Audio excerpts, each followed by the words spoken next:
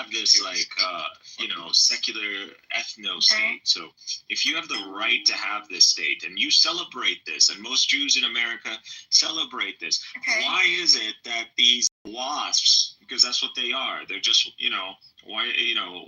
Anglo Protestant people. That's what it is. They're WASPs, and these WASPs want a WASP state. That's what they want. And so when they expect Jews to be, idealistic about their principles, and that it wouldn't just apply to Jews. That you don't believe. So you see this as a common ideology.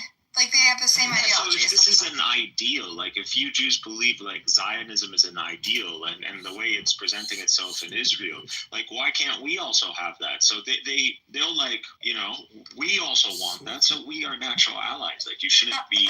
That might be, yeah. I mean, that's an interesting point. I don't know. I mean, I understand how like people might see a commonality, like a common thread between Christian supremacy and Jewish supremacy, which is how a lot of people perceive Zionism. Now, with liberal Jews, which is just like, quote unquote, there are Jews who you see themselves, allied with like Palestine.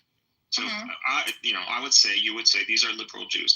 Now, these who ally themselves with Palestine, what would you say the percentage of liberal Jews who ally themselves with Palestine is?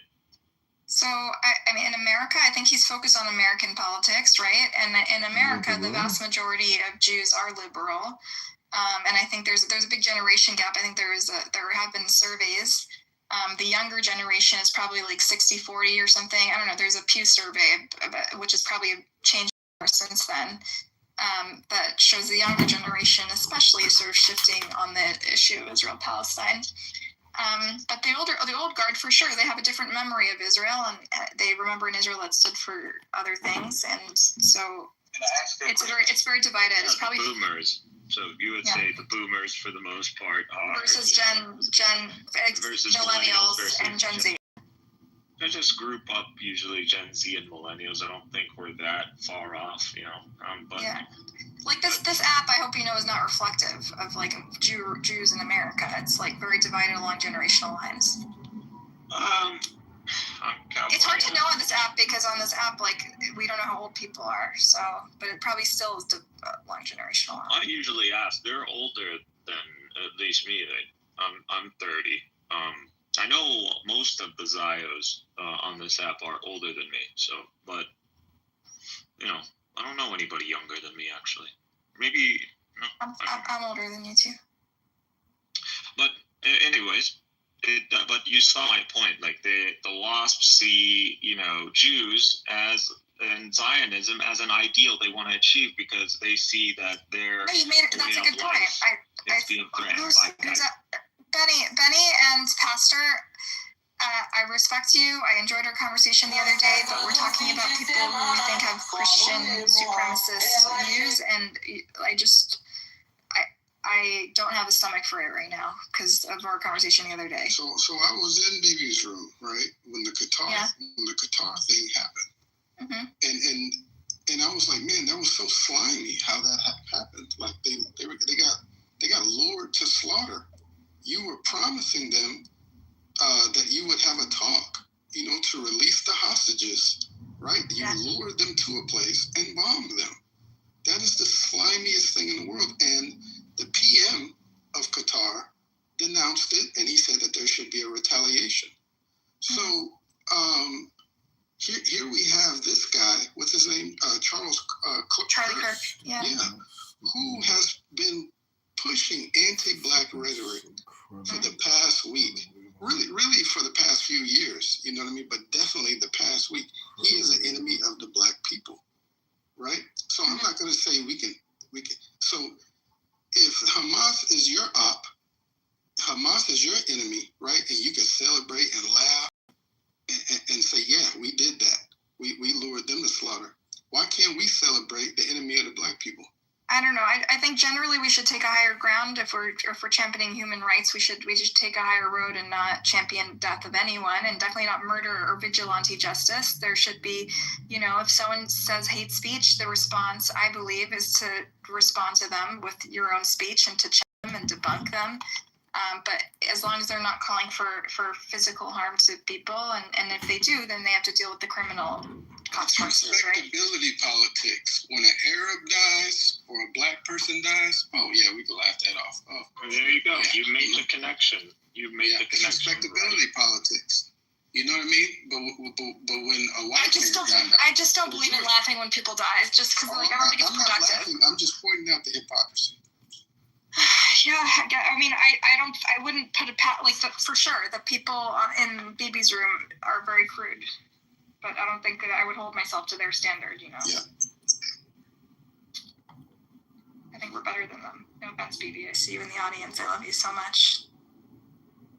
But you get it, right? Like his angle when it comes down to blacks is the same angle Zionists, or a very similar angle to how Zionists, justify their approach to Arabs in Israel. So it's that same mentality. So if it's okay for you, it's okay for me.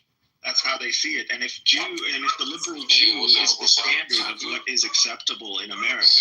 Because let's not lie, like the liberal Jew, what they view as good or as wrong is usually supported by media and by the political parties in America.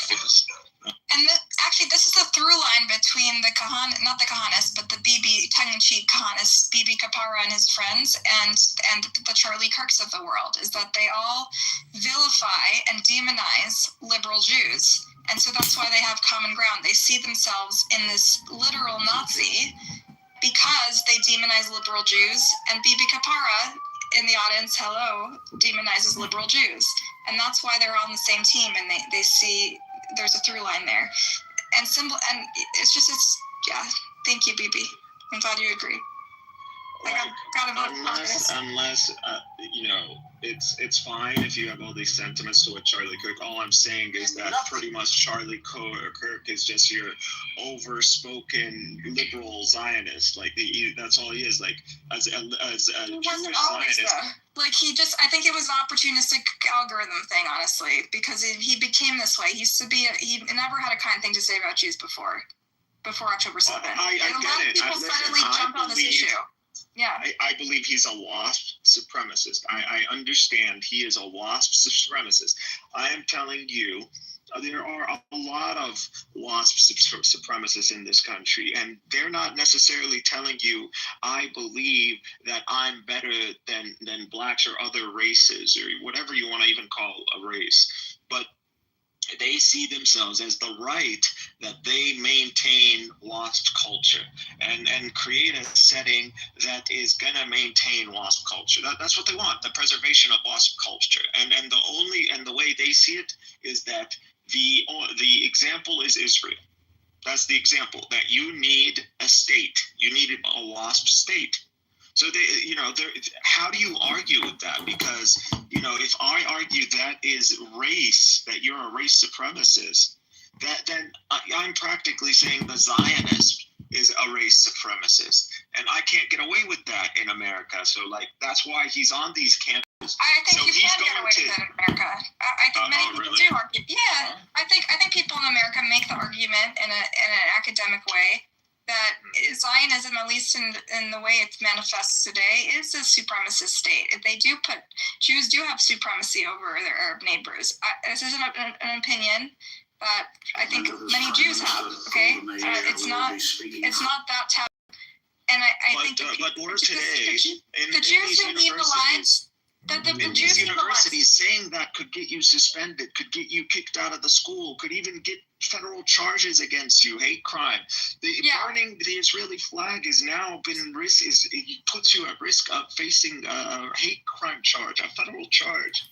So that is America today. That is these institutions, liberal institutions. I think it's abhorrent. I think it's anti-Semitic. I think it waters down the definition of anti-Semitism. It undermines real anti-Semitism, which is a real threat to people. And I think it's harmful to Jews to. Benny Adam, you don't believe in anti-Semitism at all, so I don't know why you want to participate in this conversation. You don't believe it exists. Based on our conversation. Just mean anti-Jewish, anti-Jews. No, he says he thinks Jews had everything they had coming to them, basically, because that's what you told me yesterday, Benny. It's just a religious angle. No, he thought that Jews were the reason they were persecuted was because of something they did, because of their superiority complex. Like the way the Holocaust happened because of their superiority complex. But isn't the religious narrative, especially if you go through the Hebrew Bible, all the things that are bad that happened to Israel is because of Israel? No. What do you mean? All the things that happened to bad in the Bible? I don't know what the Bible has to do with recent history, which is... I'm saying the belief, the religion, the belief. If you go to these rabbis, why is shit happening to us? Either they tell you, well, look, here's the example of the Hebrew Bible. This is why shit happens. So, no, that's not my experience, Nicole. Sorry. I know his specific perspective. I don't want to speak for you, Benny Adam, but I know that... I guess you are a Christian supremacist. Yeah, he is. But he's proud of it. He's okay with it. Yeah. I technically anybody who believes in, if I claim I'm a Muslim, I definitely believe what I believe is the truth, and what a Christian believes is falsehood. And does that make me a supremacist? I'm not sure. Well, do you think you have rights above others? Do you think you're are superior to other religions? Or I don't superior, know. But again, I don't believe in race. Academically, it's not. It's a pseudo concept, and religiously, it's just we're all of one Father to begin with. So. Oh, so you separate things in cultures, pretty much cultures and subcultures. Instead of race. Yeah. No, race is stupid. The biggest problem in American thought as a culture, as a people, is that we have this concept of race, and for some reason, it's the main identifier when we want to approach people or how we see people. Immediately when you see someone in America, you immediately, black guy, and you already have this software and how to deal with this person. Yeah. You've already, it's so hard to get beyond that in America. Because of our history, yeah.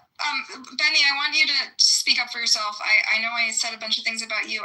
You say you don't agree with Charlie Kirk, and he's a Christian supremacist. You also are. So I'm curious where the division is. He's a loss. Okay, there's a lot of differences. First of all, he's Protestant. I'm Orthodox. Just on that basis, we have a very different understanding of what is Christianity, and a lot of aspects of Christianity. He's not even apostolic, he's not even Catholic. Second of all, from what I understand, I don't know his theology inside out, but he's Christian Zionist, and that is, I believe, a heresy, big heresy. And when it comes to Christian Zionism, there are different approaches to it. So there's the one approach that believes that the Jewish people will, be killed when Messiah comes, right? And they're just an ends to a means to bring about the Messiah, right? And they're expendable. Yeah. And then there's the other strain of Christian Zionism, which believes that actually no, the Jewish covenant is still intact, and that these people are still God's chosen people, right? So I'm not sure where he falls on this regard. From my perspective, they're both heresies. Right? So you don't think the Jews need to be brought to Israel so that at the end times they could die or whatever? Like the evangelicals believe in this end time vision. Yes, so this is a prophecy from God, but that does not mean that we have no obligation to fulfill this prophecy. No Christian has ever believed that our purpose is to fulfill these prophecies in order to bring about Jesus. It's that these things will happen. Evangelicals believe that they should do. Yes. But no Christian Zionism, just for the pro-Israel people in the audience, Christian Zionism wants to see the demise of the Jews, right? No, there's two strains. There's one that is he evangelical? Both are evangelical, right? But one of them believes that the demise of the Jews is inevitable, and we don't care that the demise of the Jews will happen in order to bring about the Messiah. These people also believe that a sliver of the Jewish people will actually accept Christ and they will be saved, but the vast majority will be killed. And then there's another strain that believes that the Jewish covenant is still intact and that the Jews, being God's chosen people, are like genetically superior and don't need to believe in Christ in order to gain salvation. These are two different strains of Christian Zionism, both of which are Protestant, both of which are evangelical. And you don't know. I don't know where Charlie. Yeah, got it. I think both are heresies. Got it. I got you. Right? And if you actually believe or follow apostolic Christian history, we never believed that we have to fulfill these prophecies in order for Jesus to come. Like, this is not something like the Crusaders could have, when they took the Holy Land, brought all the Jews of Europe into the Holy Land in order to fulfill this prophecy. They did the opposite. They expelled them. Have you ever debated like a McZed or like a George? McZed just yells at me. I've seen him be intelligent with the atheist theology people when he's. That'd be a good debate, Benny Adam and McZed. I've spoken to McZed several times, but yeah. With regards to like Christian supremacy, I think Christianity is supreme, or it's the ultimate truth. But I don't think Christians, like as people, have any kind of supremacy over other people. Okay.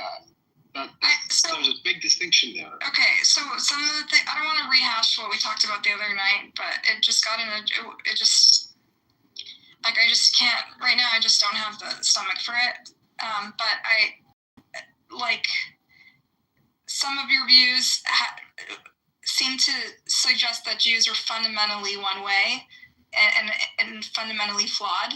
No, I think Judaism is fundamentally flawed. Okay, you said Jews deep you said something like you can't take the pit out of the person, or was that pastor who said that? That was pastor who said that. Okay, fine. Sorry. Yeah, I think Judaism is fundamentally flawed. How do you feel about the Christians, Benny?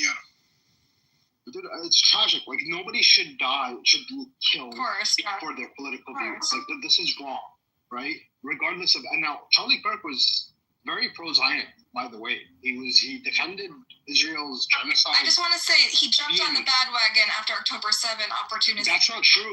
Even before October 7, no, he was always very pro-Israel. He was also anti-Semitic, though. He said anti-Semitic things. Yeah, like I was saying, there are Protestants who believe that the Jews are bound for, destruction, but still support them. Like, there's a joke about Nixon, how Nixon was a terrible anti-Semite, but a great supporter of Israel. Right? So, like, yeah, but this does exist. But on the basis of him being very pro-Israel, even before October 7th, have a big disagreement with Charlie Kirk on this regard. And there are other aspects, other things like his vehement support of, ironically, gun violence or acceptance of gun violence in order to maintain the Second Amendment or whatever. I mean, he hated black people, hated Muslims, right? Charlie Kirk. He would rail against them all the time. But Jewish people also. While he didn't demonize all Jews, he demonized lefty Jews, which is why right Jews, when we're having such divisions in the Jewish community, have embraced him, even though he demonizes Jews in an extremely, with the vitriol, right? In the ways that he uses all the classic anti-Semitic tropes when he demonizes left-wing Jews. And that's why folks like Norm and Bibi in the audience embrace him, because he demonizes the Jews they disagree with, even though throughout history, anti-Semitism persecuted people based on their political beliefs, whether it was right or left, whether they were Marxists or capitalists. So when you endorse Bibi, Norm, and Daniel, when you endorse someone like Charlie Kirk, you're endorsing someone who's engaging in classic anti-Semitic tropes that led to the mass murder of Jewish people. That's all I have to say. Yeah. So with regards to Charlie Kirk specifically, I don't know. Like, from what I know about him, is that he was a vehement supporter of the state of Israel up until probably a year after October 7th, because he started getting a lot of backlash from his own community with regards to his support of October 7th, the denial of a lot of things. Like, he denied that the USS Liberty incident even happened at some point, right? And he had to step that back because just the fact that it happened. But he used to deny a lot of things that the anti-Israel crowd and the crossover of anti-Semitic crowd would say to him. And he had to change his view at some point. And he was called an anti-Semite about a year ago on specifically leftist, like Media Matters and stuff like that. But also by mainstream Jewish publications, which I'm going to put in the chat for El Normo and Daniel and BB if he's still around. The mainstream being leftist. No, JT is not leftist. It's like a classic news wire for Jewish people. I'm going to post an article so they can understand that this is... I'm pretty sure JT is pretty leftist. JTA is the Jewish Telegraphic Agency. It's backed by it's a pro-Israel nonprofit. Here, I'll post it in the chat. And they say he's anti-Semitic. I want to give a message to all right-wing Israelis, right-wing Zionists and Jews. You guys are linking up with these white supremacists, with these American right-wingers, thinking that you guys share the same sentiments. You guys are linking up with Pepe, right? These people are talking about, you guys are using the same anti-Semitic tropes that all white supremacists use in secret. You guys are just aligning right now because you have anti-Muslim, anti-Black sentiments. You're not doing yourself or your nation or your people a service by linking up with these people. I saw that. Thank you. No, that's it. Thank you. I appreciate you saying that, Elo. Normo, I want you to be able to speak. Don't get too worked up.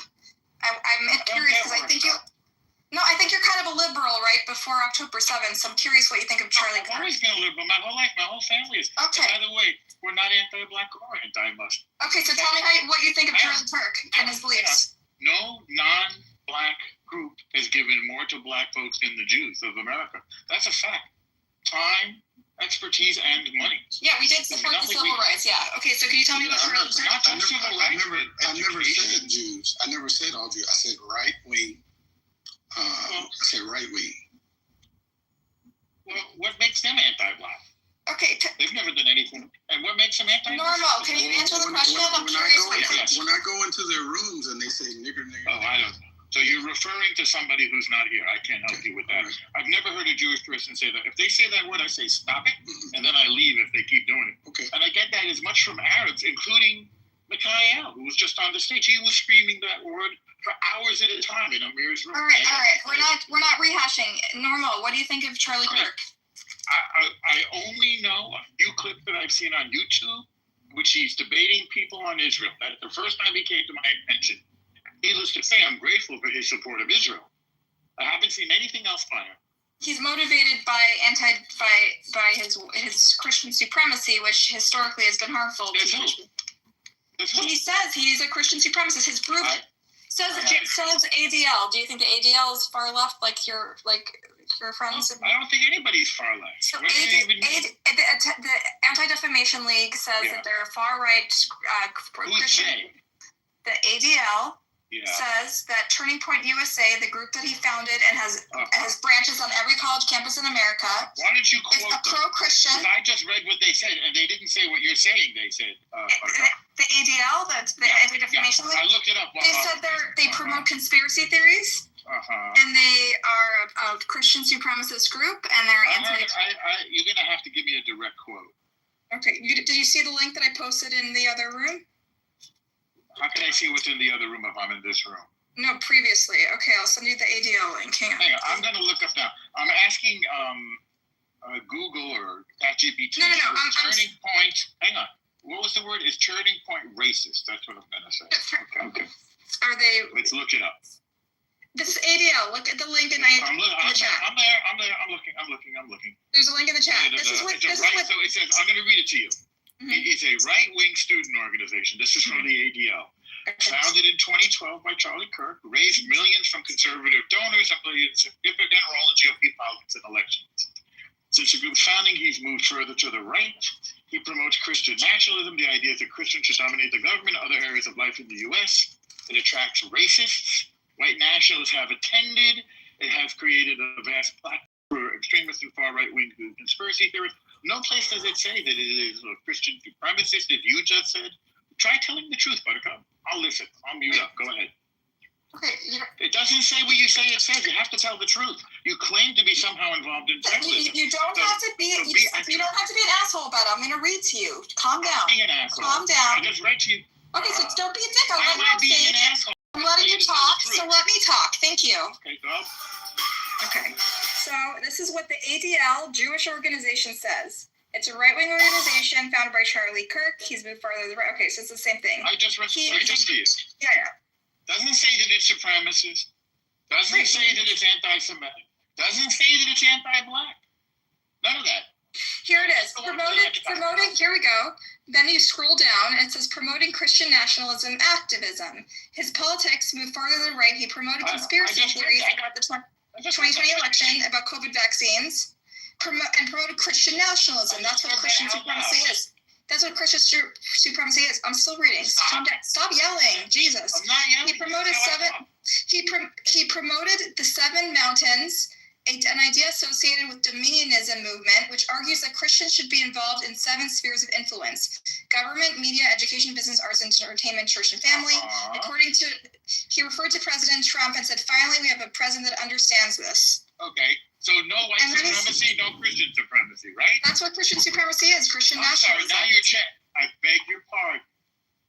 There are 2 separate words for 2 separate phenomena. What do you think it is? You can say he's a Christian nationalist, according to the ADL. You can't say he's a Christian supremacist unless we have a source.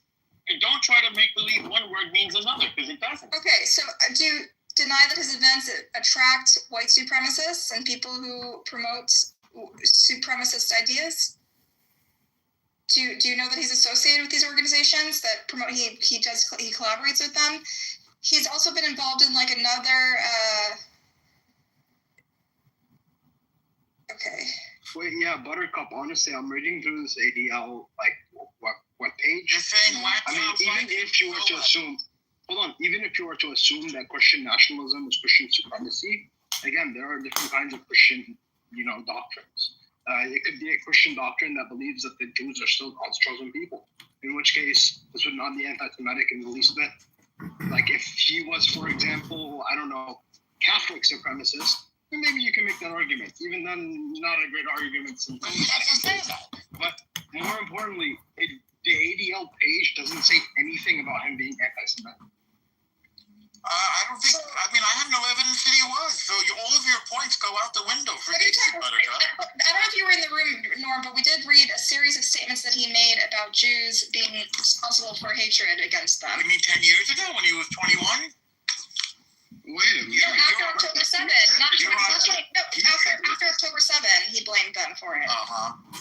You'll have to show me that one. So far, I've disproven everything you've said. But again, so in the chat, you'll see JTA. Click JTA. Mainstream. Eternal. Listen, JTA is sponsored by a pro-Israel nonprofit. Okay.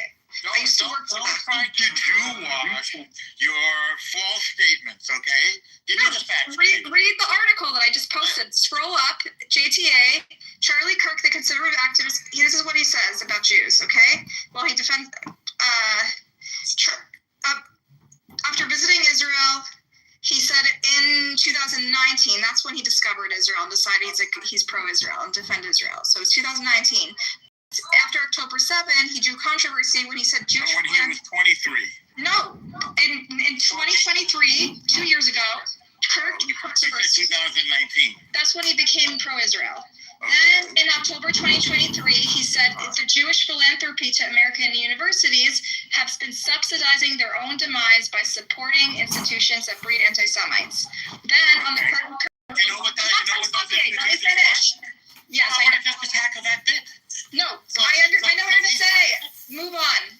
What do you mean move on? You don't want to stop and talk about what you're saying? No, I know what you're going to say about that, so I want us to go to the next point. Well, we have been supporting the institutions that have become anti-Semitic. Okay, so you agree with that. Okay, great. Good.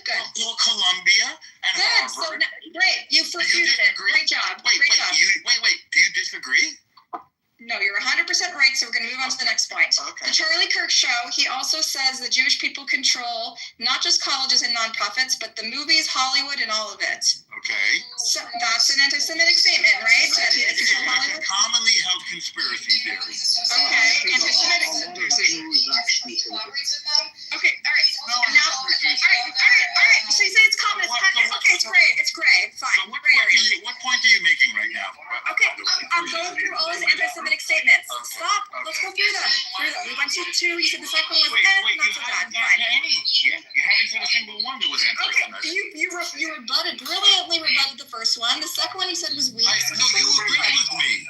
Okay, Why yeah. don't you just get to something I'm agreeing with you. You say why it's do you weak. have to read the ones that don't support your point? Just read the I'm ones going that do. through them. I want to hear your views on each of them. Charlie Kirk, listen. Let's go to the next one. He defended Elon Musk when he said, "You have said the actual truth to a user who posted a reference to the Great Replacement Theory," writing that Jews were coming to the disturbing realization that immigrants to the United States don't exactly like them too much. Jewish communities have been pushing this kind of hatred against whites that they claim to want people to stop using against them, Kirk said on the show. Wait a second. He says, again. So Jews are pro-immigration, but the immigrants don't like the Jews. Any problem with that? I'm finishing the statement. He's in the middle of the statement. Was there any problem with that? That's half the statement. It's the first half. The other half of the same statement is Jewish communities. This is the white replacement theory. Jewish communities have been pushing the exact kind of hatred against whites that they claim to want people to stop using against them. He said on the show. What you're saying, yeah. And then he said, let me finish the sentence. Let me finish. Stop. Let me finish. The philosophical foundation of anti-whiteness has been largely financed by Jewish donors in this country. This is the Jewish replacement theory, okay? His concerns about the erosion. Oh my God, you don't know what white replacement theory? No, I don't know what you mean with your words. What I'm are you trying to say? I'm reading his statements that align. He's explaining why Jews are the reason. Is somebody quoting him. So I think to understand what he said, we should listen to what he said instead of listening to somebody quoting. All right, you want to play the show?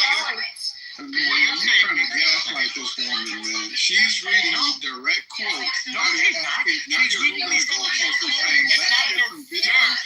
you're going to send her on a quest to find videos? It's not a direct quote, sir. You're not about to gaslight this woman. Sir, no, you're not about to take your ignorance and stink up the room with your you're gaslighting this woman. You're stinking up the room. And we're all seeing this. Okay, we all now. White supremacist rhetoric about. Okay, I want to hear the white supremacist part. He's giving it. Well, hang on, let me hear it. I want to hear you tell me what to you. No, she's not. Yes, what you said makes no sense. They walk around saying the Jews will not replace us. The Jews will not replace us. When did he say that? When did he say that? No, wait. No, Othello, hang on. Everybody stop. When did he say that, Othello? He's spouting. Supported Elon Musk's defense of No. When did he say Jews will not replace us? When he said that when Elon Musk is speaking the absolute truth, okay, Elon Musk shared a tweet or made a tweet. What was the tweet? Okay, read it, Buttercup. But wait, I thought you knew it, Othello. You just read it. He doesn't know every turn and twist of the social media controversy, okay? Well, why is he talking? Because he's referring to the same social media controversy. How am I gaslighting if you don't know what the fuck he's talking about? No one remembers every twist and turn of fucking bullshit on social media. When did he say Jews will not replace us?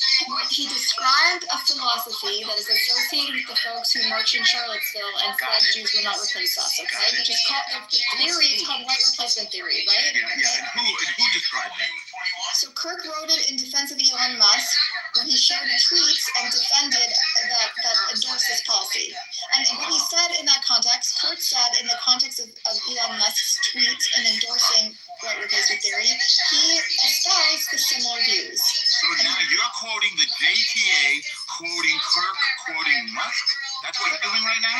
No. JTA is quoting the show, and there's a link, if you read the article. He links to Kirk's show, where on his show, which is linked in this article, he's talking about this Elon Musk tweet and why he endorses it. And the Musk tweet is that somebody's telling the truth. someone who supports the Great Replacement Theory. And who is that person? Who is that person?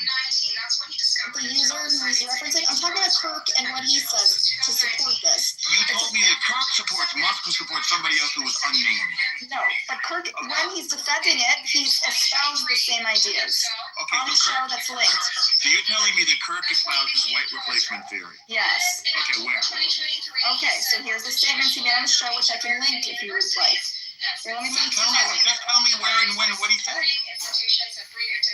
Okay. Kirk I just read it to you. Jewish communities have been pushing the exact kind of hatred against whites. The idea, white replacement theory is that Jews are I know what it is. Okay, so Jewish communities have been pushing the exact kind of hatred against whites that they claim to want people to stop using against them. They're saying Jewish people hate white people. Right. It doesn't. You're telling me that Charlie Kirk says Jews hate white people. Yes. The philosophical foundation of anti-whiteness is largely financed. Is this? Wait. Is this in quotes? You're telling me that. Tell you how many times Yes, I've it's in heard quotes. Charlie Kirk say Israel has the right to defend itself. So this sounds like BS to me. Royal, we're talking about why he is anti-Semitic, even though he's a fierce defender of Israel. The reason he defends Israel is You're for telling me that he opportunistic supports reasons. replacement theory, but you haven't. And you're quoting the JT Jewish Telegraph Which is Agency. backed by My Jewish Learning, which is a I know what the JTA is. I know 1,000 times more about this. I worked at the JTA, silly. And you still don't know what you're talking about. Yes, I do. Oh, really? Is that a quote that you just read me from Charlie Kirk? It's a direct quote from his show. Read me the beginning of the quote. Okay, I'll read it again. Yes. We're going in circles. I'm Jewish listening. communities, stop being so hostile. I Stop being respect so you more. hostile. Stop being so hostile at a person who wants to dismantle Israel. Forgive me. All right, dude, you're Excuse being. me. I thought you were gonna behave yourself. You're not behaving yourself. Okay. Wait, what the? Are you kidding me now? Behave yourself. Come on. Are you kidding me? This is my room. Are you kidding me? You're Be rude. kind. But There's a quorum here. did you not say you want to dismantle Israel? No. Once again, you're misrepresenting my words. Okay, explain to me those words. We're talking about your favorite guy, Kirk. It's not my favorite guy. You're a liar. Stop So being how a do you feel? liar. Tell us how you feel about him. Stop being a liar. I told you what I feel about him. All I heard from him was a bunch of clips on YouTube saying how much he supports Israel and attacking the Nazi assholes Yes, who support 100%. who support the murder of Jews. He attacks them and he debunks them. Like you. People just like you who support the murder of Jews. People who want to dismantle Israel and This people is who now support smearing me, and I don't like it. people. I beg your pardon? Let me I'm not smearing you. I'm quoting you directly. I wrote it down when you said it. let me read some of Kirk's words. Okay, thank you. It's my fellow turn. All right, he says Jewish communities have been pushing the exact kind of hatred against whites that they claim they want people to stop using Where it. are you reading this from?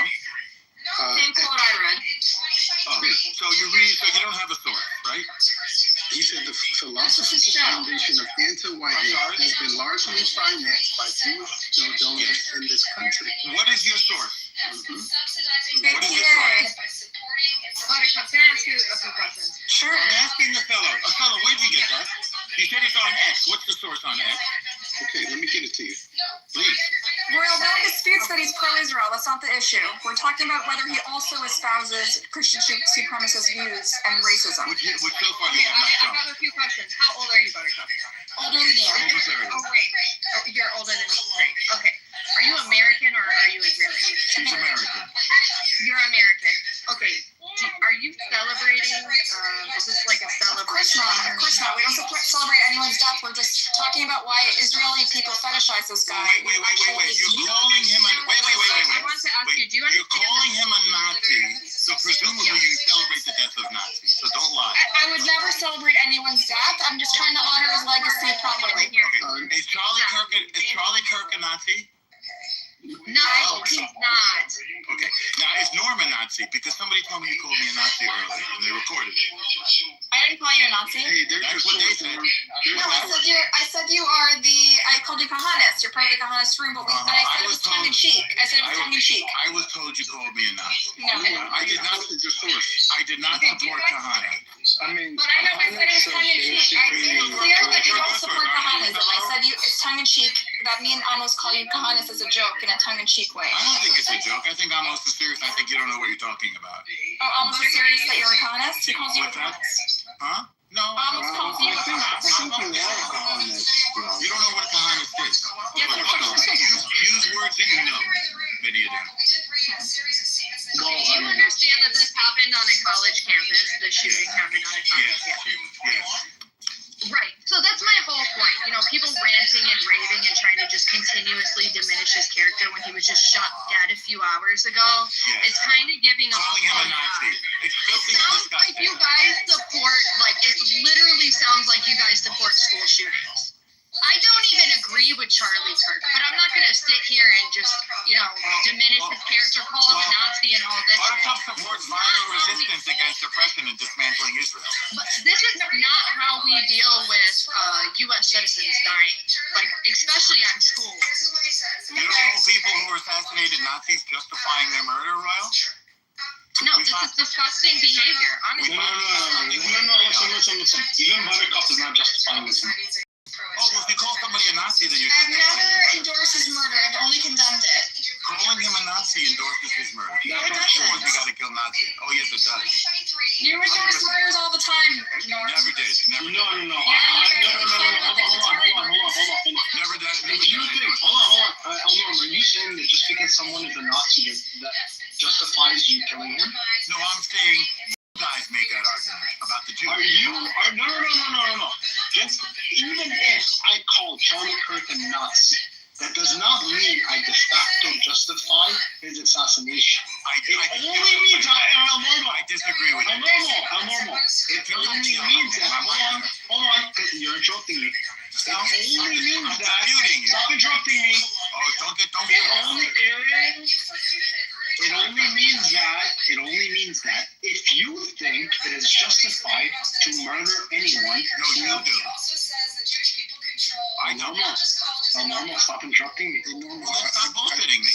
Stop interrupting me. Stop It bullshitting. only means, dude. It only means. Alright, just speak, Benny. Thank you. He's gonna keep interrupting. But yeah, just because you call someone a Nazi, that does not mean you justify his murder. Oh, yeah, I It think it only does. justifies his I think it murder. does. Again, I knew he would interrupt me. I knew he would fucking interrupt me. Why It only justifies his murder. What's your next point? You think that murdering Nazis is valid. You think so. That means that you think No, you that think murdering someone based on their political ideology is in fact valid. I do not think that. Even if someone is a Nazi, I do not think it is justified to murder them. I do not think it is justified to murder anybody based on their political ideology. You do, which is why you think that calling someone a Nazi is a justification for their assassination. We can call people Nazis or communists and not justify their assassination, and in fact denounce their. Thank you. You lost yourself as usual, Benny Adam. You know, No, you just couldn't control yourself and continue to interrupt I me. don't need to Which is why I have to stop. First Benny, then normal, you'll have your turn, but we're doing I'm not, honestly, I think I got my point across. He's gonna keep interrupting me, so I don't really care. Listen, he thinks it's valid to kill people based on their political ideology. That is why you call Charlie Kirk a Nazi. No, but I denounce his assassination. Oh, Mazel tov. So I don't think it's valid. You do. So you're a liar. No one has endorsed killing in this room, I okay? want to be You're the more only accurate. one. I want to be more accurate. You're a fucking liar. How am I a liar? In no way dare I lie. Justify that statement. I'm sorry. Okay, let's go to the next point. What do you have for us? Justify that statement. How am I a liar? How am I a liar? Justify that statement. Because you just claim to say to what I say and what I think and what I do. You're a fucking liar. In what way do you even want to justify And it? by the way, it's a sin, and God punishes sins of the bearing false witness very harshly. I didn't know very false witness. Justify how I lied. Justify how I lied. What you said. Guys, this is boring. You said that I justify killing Nazis, and I did not. You're a fucking No liar. one's justified killing Nazis. And now you need to go empty your God.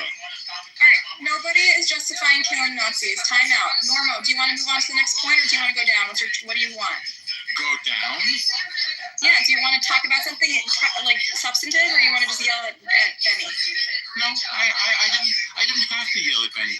Benny yelled at him. No, you just continue to have to The last wording of the next point. What you have to say. That's all you could do. You could just interrupt me. Alright, next person to interrupt is going down. Here's the point, No. Buttercup. Normal. When you say you need to dismantle the Jewish state, Alright, Benny, when you Normal, hang you're not on, let me cooperating. finish. What's that? What do you mean cooperate? We're trying to move on to the next point. We're being substantive. Let's move the fuck on. Well, let's No, you can argue about the Jewish state a different time. That's not the topic, silly. The topic of my feelings about the Jewish state is not the topic here. No, I'm saying your murderousness towards Alright, Jews. you know what? Enough already. Enough. This is just deranged. Is it deranged? Alright, I never called for the murder of anyone, including the Jewish state. The reason, I just want to say, Bibi Kapara and Norm, the reason they call me a murderer of the Jewish state is because I believe that the current form of the state is not sustainable. People keep dying. It's been escalatory violence for 70 years. I need a new model so people can live in peace and stop dying. And he thinks that makes me a capo. He thinks that makes me a traitor. He thinks that makes me a bad Jew, and that's okay. You're just an altruistic liberal, and Yes, it's about maybe I'm time. naive, but it's not a crime. I know you. I know your kind. I'm from California. I'm from the Bay. Your kind is no. I know, but you're part of an altruistic left in America. And Mazel tov, it's rare when I meet someone like you on these apps. You know, it's refreshing. We need left more. We need more left on this app. Okay, so another point I wanted to make before Normo just went on and crashed out is that in addition to having espousing these ideas of white replacement theory, he's also just goes on rampages all the time about black people. He's been obsessed with fucking black people, and is always just demeaning them and accusing them and Muslims of being sort of the root of all evil in society, and that too is a reason that he is considered a supremacist. Jihadist loves Charlie Kirk, okay? Got me too. He also insinuated, and I just posted the link in the chat, he insinuated that Netanyahu proposed a stand-down order on October 7th and allowed Hamas to come into Israel and commit what they committed. So I posted the link in the chat. This guy's a type A white supremacist. I don't know if that is true though. I'm just saying he pushed it. I mean, that is factually out there. There was a stand-down order on October 7th that is completely... Well, that's not accurate. That's speculation, and I think we need to be clear about that. I understand that people speculate. Even in Israel, they're very critical of this. Yes, no. I think you guys are conflating a lot of things. That there wasn't a stand-down order so that October 7th could happen. That's not what happened. What happened is there were I actually read the internal post-mortem from the IDF that hasn't been made public. And what happened, they talked about sort of their intelligence failures, and there's a lot of questions that are not answered because the Israeli government won't allow them to do an investigation. So the truth is we don't know. And I try to have the same high threshold for proof on both sides when each side makes claims. And the fact is we don't have proof yet. We don't have proof yet, yes, but it wasn't a full investigation. Yeah, it wasn't a full one. No. Yes, and Kirk insinuated it, and I posted the link in the chat. Without evidence. He did. I remember that. But he was just like, I don't know. So guys, how do you feel about the fact that Kirk thinks that Netanyahu intentionally allowed October 7th to happen? How do you feel about that? Is that pro-Israel? Israeli deep state. He calls the Israeli deep state. This is your pro-Israel Jew champion that you guys are fetishizing right now. These white supremacists, man, it's in their subconscious. It's gonna come out. You just wait. I'm so flattered by all the clarity in the audience. Within Israel, in the right, people who believe October 7th was a deep state job. They allowed this to happen so they could wipe out Gaza. continue to push Zionism into high gear. Like they wanted this. That's not a far right conspiracy. It might be like on the left. People speculate because there were all these like ridiculous intelligence failures, combined with like not listening to the spotters, combined with like Netanyahu's alliance with Hamas.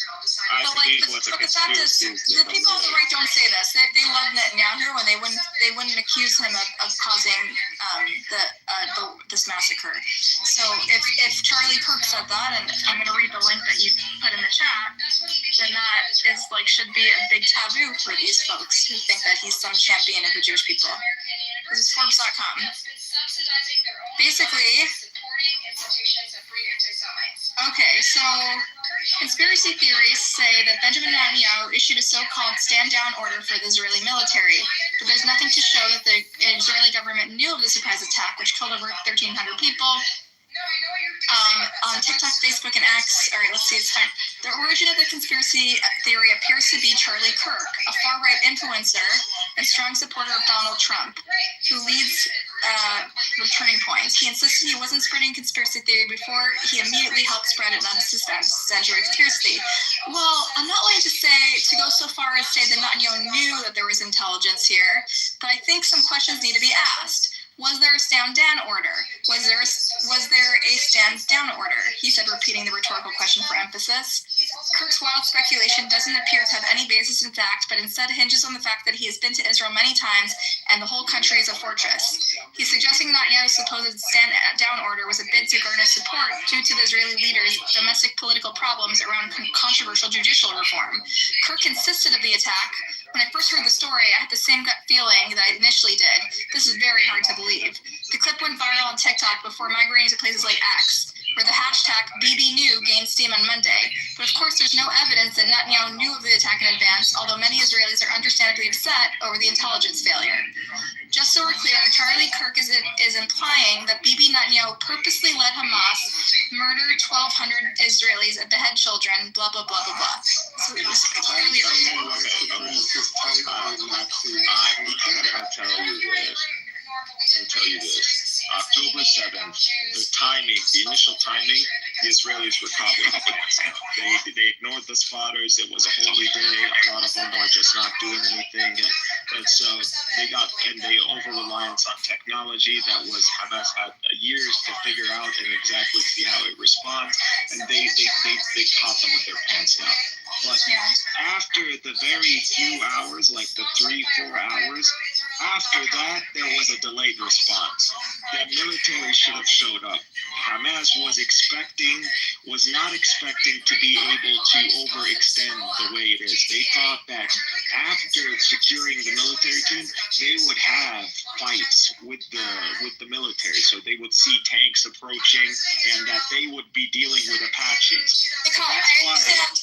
I've heard this theory before, and it's fine. I'm not saying it's wrong. It's just that Netanyahu allowed an investigation to disprove it. Okay, so the same standards that I applied. Wait, check the link. No. That's not even all it is. I'm not even saying it's wrong. I'm just saying they won't allow an investigation, so we don't know one way or the other. And I'm gonna apply the same standard I do to Daniel when he gives me like fucking propaganda memes about starvation in Gaza. You need to have a certain standard of proof before you make a statement. I understand the claim. It's just a claim right now, and we won't know until there's a real investigation. Check the link I put in the chat. This is a soldier from the Golani Brigade. He actually said that there was a stand-down order on the morning of October 7th to not conduct our normal morning routine. What was it like? Operations, right? So, like, this comes from the Golani, and this guy is named, not just like an anonymous soldier. Check the link in the chat.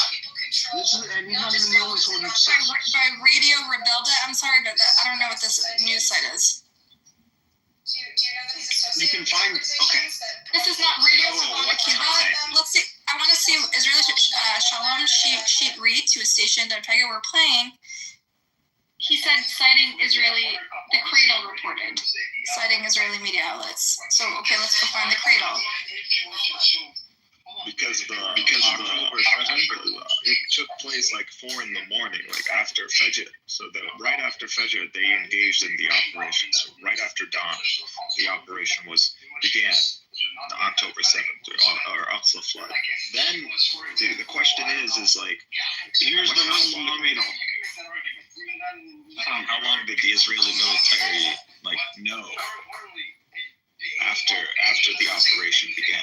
Like, how long did it take them to know that they were facing a colossal? I agree. There's a lot of questions, but my point is, I just want to there's a lot of questions and a lot of unanswered things that, unfortunately, until there's investigation, we won't know.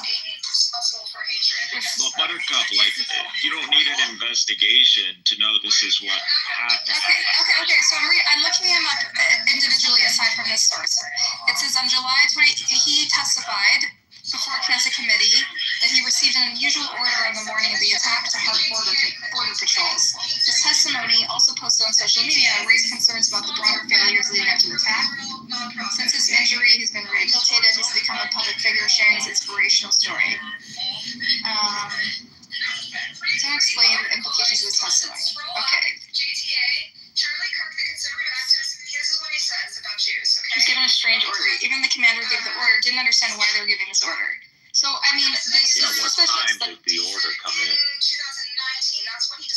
5:20 a.m. I mean, there was a lot of misinformation, a lot of mistakes that day. But I don't know. Listen, I don't know what is this. Guys, I understand the theory. It's a claim, it's a theory, but we don't have more information. All we know is, there was a lot of strange things. There was a lot of miscommunication, and there have been I'll tell you at least what happened. Let's put together what we do know. So there were claims from people. Guys, we're not doing this. We're talking about the Nazis. We're not talking about. Okay, she doesn't want to talk about October. So. No, we're not entertaining. You guys can piece that together. Yeah, you can piece together. What Charlie Kirk said wasn't wrong. That's what I'm trying to say. But that's not the topic. I don't want to go through your anti-Jewish conspiracy theories right now. This is not an anti-Jewish conspiracy theory. I know we don't have enough data right now. How is it an anti-Jewish conspiracy theory? Really? Because you're speculating. I'm not saying it's not true. I'm saying you don't have taking data. the testimony Don't have of a soldier on the ground. dude. It's called anecdotal data. Just drop it. It's guy's testimony. Okay, let's move on. Wait, so if I bring you more guys and substantiate testimony, It's a topic, and if you keep harping on it, then we need to focus on the issue. We're not talking about October 7th. Charlie Kirk, he's a Nazi. Okay. The topic is Charlie Kirk. If you don't want to talk about it, then you don't have to talk about it. Well, this was something that Charlie Kirk talked about. But anyway, okay, fine. So you're arguing he's a truth teller. You're saying he's a truth teller by I'm saying that not everything he said was a lie. Okay, so then you do agree with him. I don't know if you agree. Yes, I can both agree and disagree with a person. I don't have to wholeheartedly agree or disagree with somebody. Just because CNN lies, that doesn't mean everything that CNN says is a lie. Okay, he has no evidence. He offered anecdotal evidence for something that spread like wildfire, and we have not found substantial data to support it yet, but perhaps there will be in the future. In the meantime, let's give it a rest and focus on the fact that Israelis have aligned themselves with someone who spreads anti-Jewish conspiracy theories. And this is included because he doesn't have enough data, just like you and I don't have enough data. So it's speculation until he does have the data.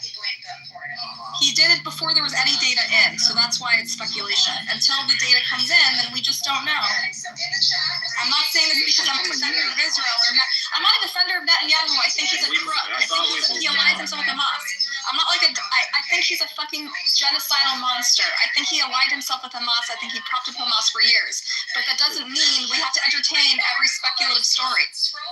He doesn't want to talk about October 7th. He doesn't want to talk about next year. I think if the shooter is what we all think the shooter is, Antifa, most likely far left. I think the left is seeing what's happening. I think we're gonna see more radicalism, like in America. If it is the far left, I would be surprised if the shooter's on the right. That's just. But I mean, with the shooters that we've seen, like the one who shot Trump, like that guy was also like on the right apparently. So it's We don't really know anything about that guy. That's what's funny. I don't know. So I'm not gonna make my bets on this one because the shooter, with the pattern that we've seen, could totally be, on the right. I don't know. So look, if you're willing to entertain conspiracy theories, We did read those comments he said about Jews and they're accusing them of their cultural Marxism, accusing them of controlling the media and Hollywood. But Norm says that's all fine. It's a normal anti-Semitic conspiracy theory that we're cool with, as long as he supports Israel. So they didn't really care about that. Thanks, Sam. I mean, they are very influential. You could say that, like, Zionists. See, this is. You don't want to say Jews. You could say honestly, Zionists. Do you deny that Zionists are very influential in Western media? Yes, they're. Whoa. No. On the one hand, no. It depends who you ask, right? So, in my experience as a journalist, when both sides accuse you of bias, you're usually on the right track. Like you're usually somewhere. It means you're trying to be balanced, and nobody's happy. You're taking the balanced road. And both Zionists and anti-Zionists accuse the New York Times of being completely biased for the other side. And so papers like the New York Times and the Wall Street Journal, which hold themselves to high journalistic standards, which means that they attribute every statement that they make, and they do it with neutrality, and they attempt, even if they get something wrong, they correct the record. They're subject to libel law, so if they say something wrong, they can be sued. And they use original sources, and when they need to explain the way that Mossad agents.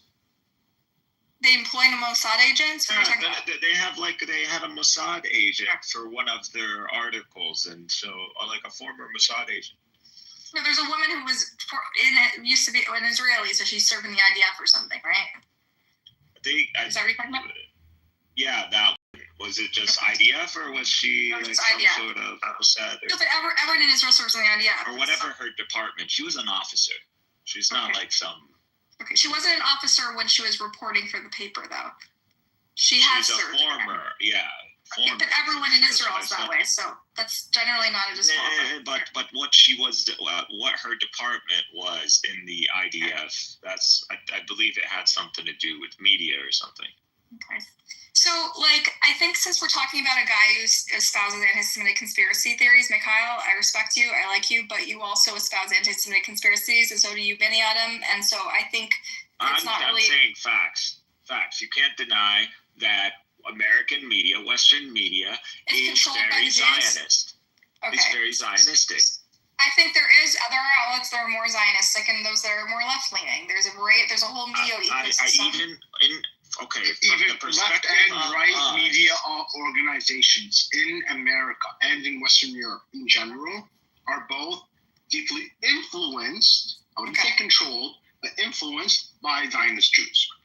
So they're influenced, I think, by an America-centric narrative, which tends to be very Zionist, right? Because of America's history with Israel, their geopolitical interests in the region, the AIPAC, of course, the way our government is shaped by Israel, and I think it's yes, wrong. Our government is shaped by Israel. That's the point.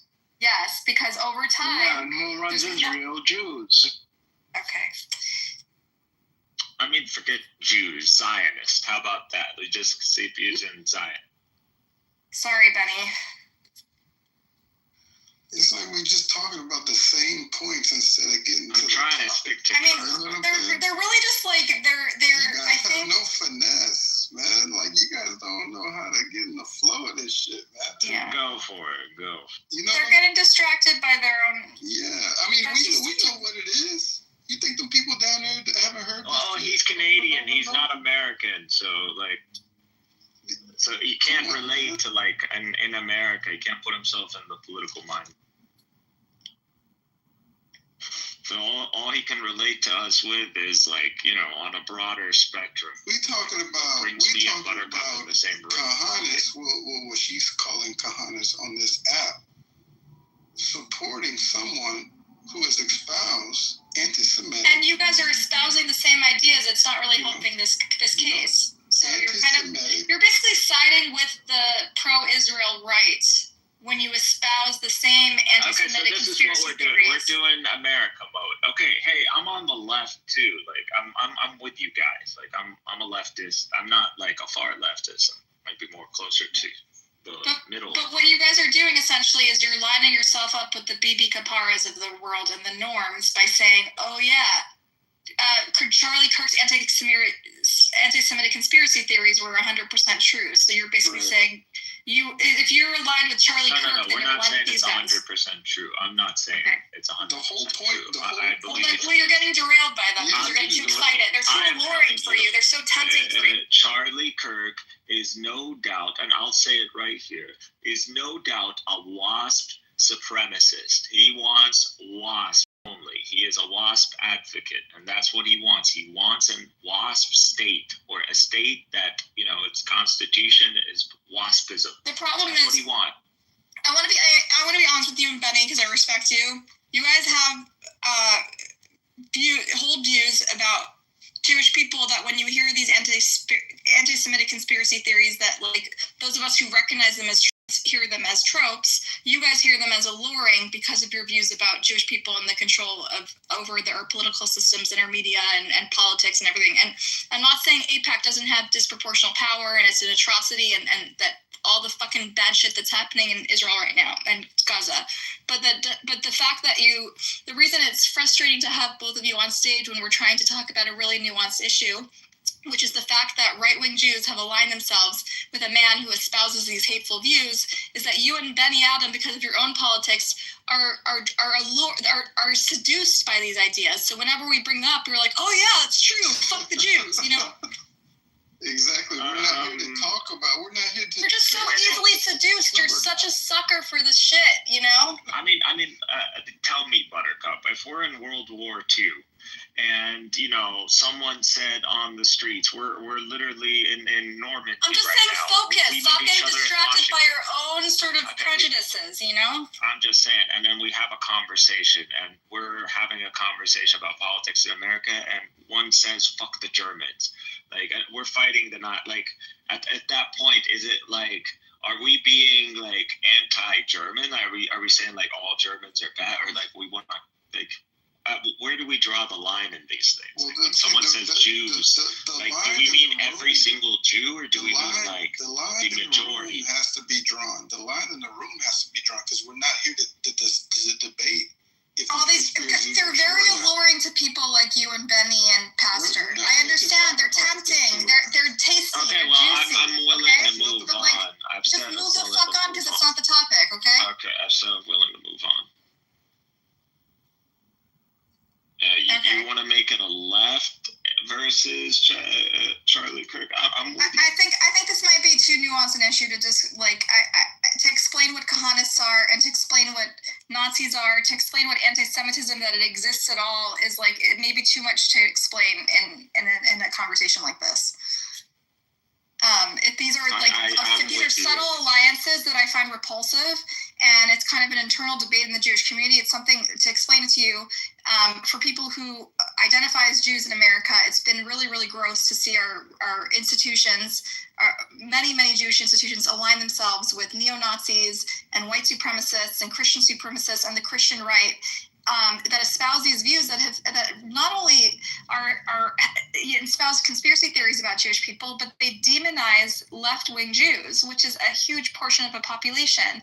So they're basically demonizing the vast majority of Jews in America, which is really dangerous and really harmful. The thing is, he had to clean it up. That's the whole thing. It's not clear why he went to this pro-Israel crazy, becoming like a champion. He had to clean it up because he had to align himself under Trump. You line yourself under Trump, you line yourself under AIPAC, right? Trump was like, yo, you need to clean that shit up because I can't bring you with me if you saying this shit.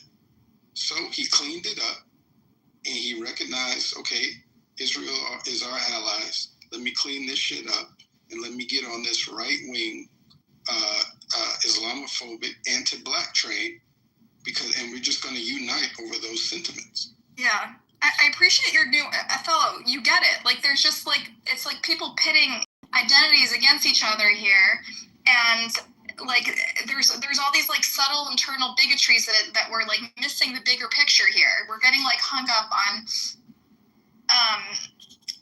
like it's such a complicated alliance to explain. No, I explain here, and you're muddying it. I understand. Listen, I was talking to as a right-wing Israeli Zionist that's in this room right now. He has a buttercut picture. This was a couple years ago. I said, why would you share a stage with Pepe and mod him, knowing his anti-black stance, knowing his white supremacist stance? He said, brother, I don't give a fuck what he feels about your community, as long as he's pro-Zionist. Chilling.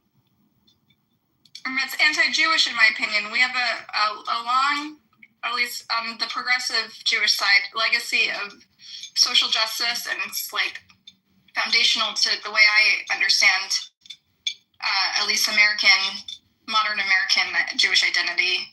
And like that really, it grosses me out that our Jewish institutions have been so cowardly about this issue. How they endorse Elon Musk's Hitler thing, like Hitler salute. I mean, it just, why would anyone? It's not even clear anymore what it means to be Jewish. It's like it's just really shattering. It's like the world, the earth is jerked out from under us. Everything we thought was right is suddenly like our institutions are turning on us and demonizing us, along with Nazis like Charlie Kirk.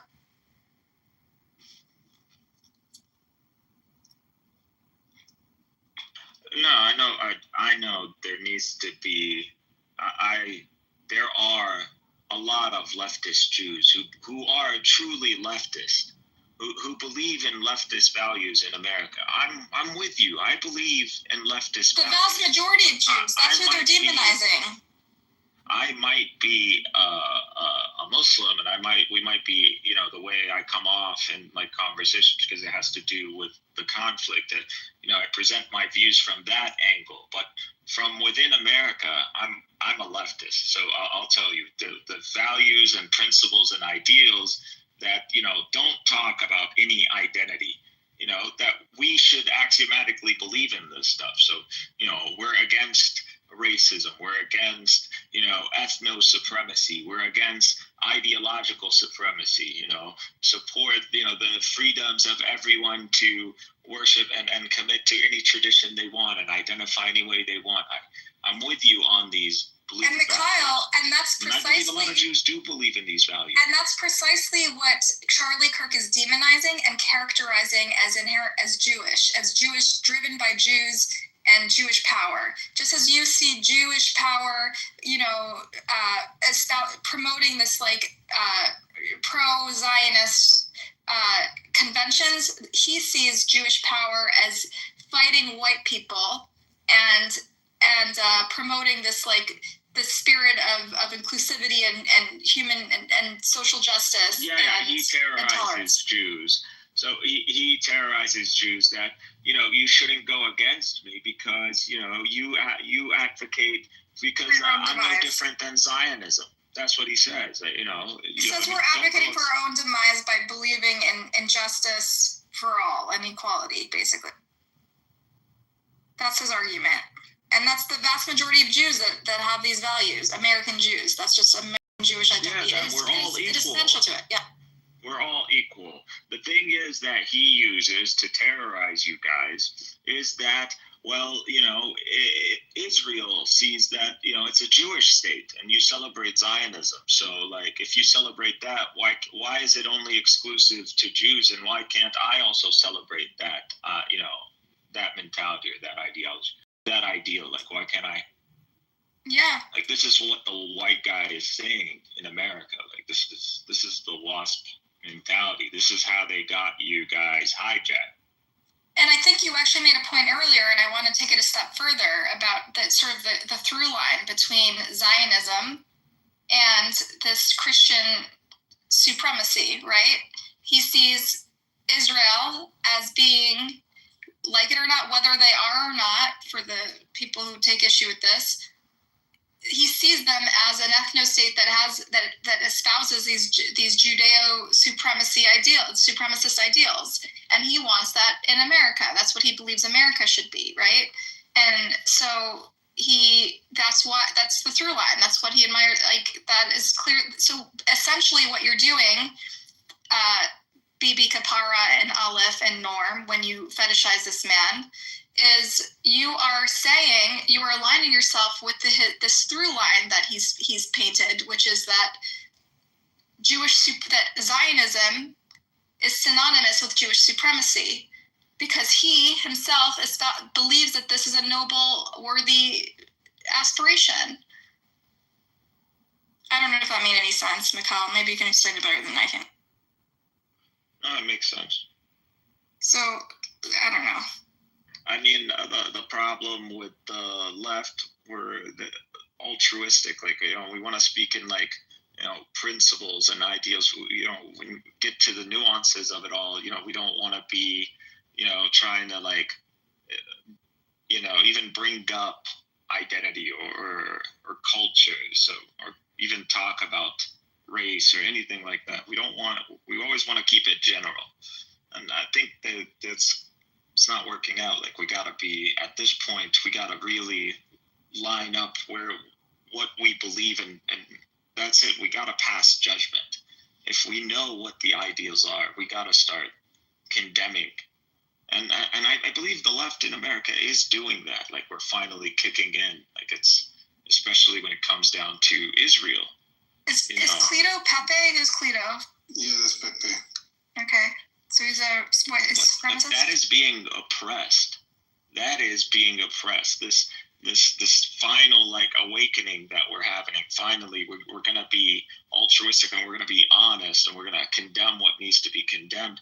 This is being oppressed in America right now, and the bedrock of all this is our universities. And if they manage to, like, enclose us within the universities and, like, oppress us using the very institution, like, that destroys who we are. At that point, we need to fight back against this. What are the universities doing? I mean, I know there's, like, this debate about free speech happening, but I think both sides claim the universities are being weaponized against them, right? So yeah. So I don't, like, that's another sort of like, why is it being weaponized now? Like, why now over Israel? Like, all of this is happening. Like, why is it shift? Why is the freedom of speech and, like, the way it's presented in America being dictated by the event that is Israel and what's happening in Gaza? Why is that the case? Why is it so influential in American politics? And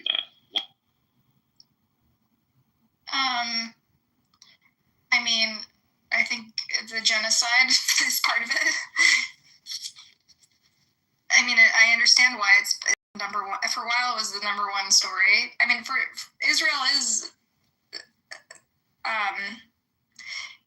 and America have this unique relationship, right? And Israel does have, because of, Israel's relationship with America and AIPAC sort of influence on our politics. A lot of things that happen in Israel are big news, right? But then the war, which has turned into this proxy war with, like, Iran and Russia and China, of course it's the main story. I mean, I don't think that's, like, a conspiracy theory, mostly.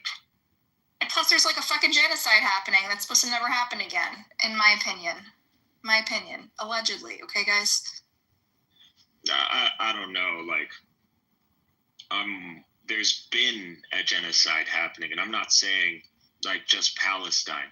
I'm telling you, since the war on terror happened, there have been millions of Muslims who have been killed around the world, and especially in the Arab world. And, there have been conflicts that have been brewing in this region, and there seems to be no end to this. And when we always look at these conflicts, we're seeing a Western hand. There's always a Western hand in these conflicts. Okay, Pepe wants to come up, Buttercup. Let's see what he has to say. Yeah. And so, isn't Pepe like now? A bigot? Like, I don't know. Why should someone said he's like a white supremacist guy that got clipped a bunch of times? Well, let's see what he has to say because, he's one of the Kahanas. So is he? I want to see why. What's his background? Why, as a Zionist, I can't do another like anti-Semitic conspiracy theorist. It's Pepe. He's not unreasonable. He just he has no. He doesn't really. He's in the rooms with BB. Yeah. Okay. What's up, Pepe? What's up? What's up? So you're conflating Meir Kahane with Nazis? No, I'm not. So I'm going to explain again.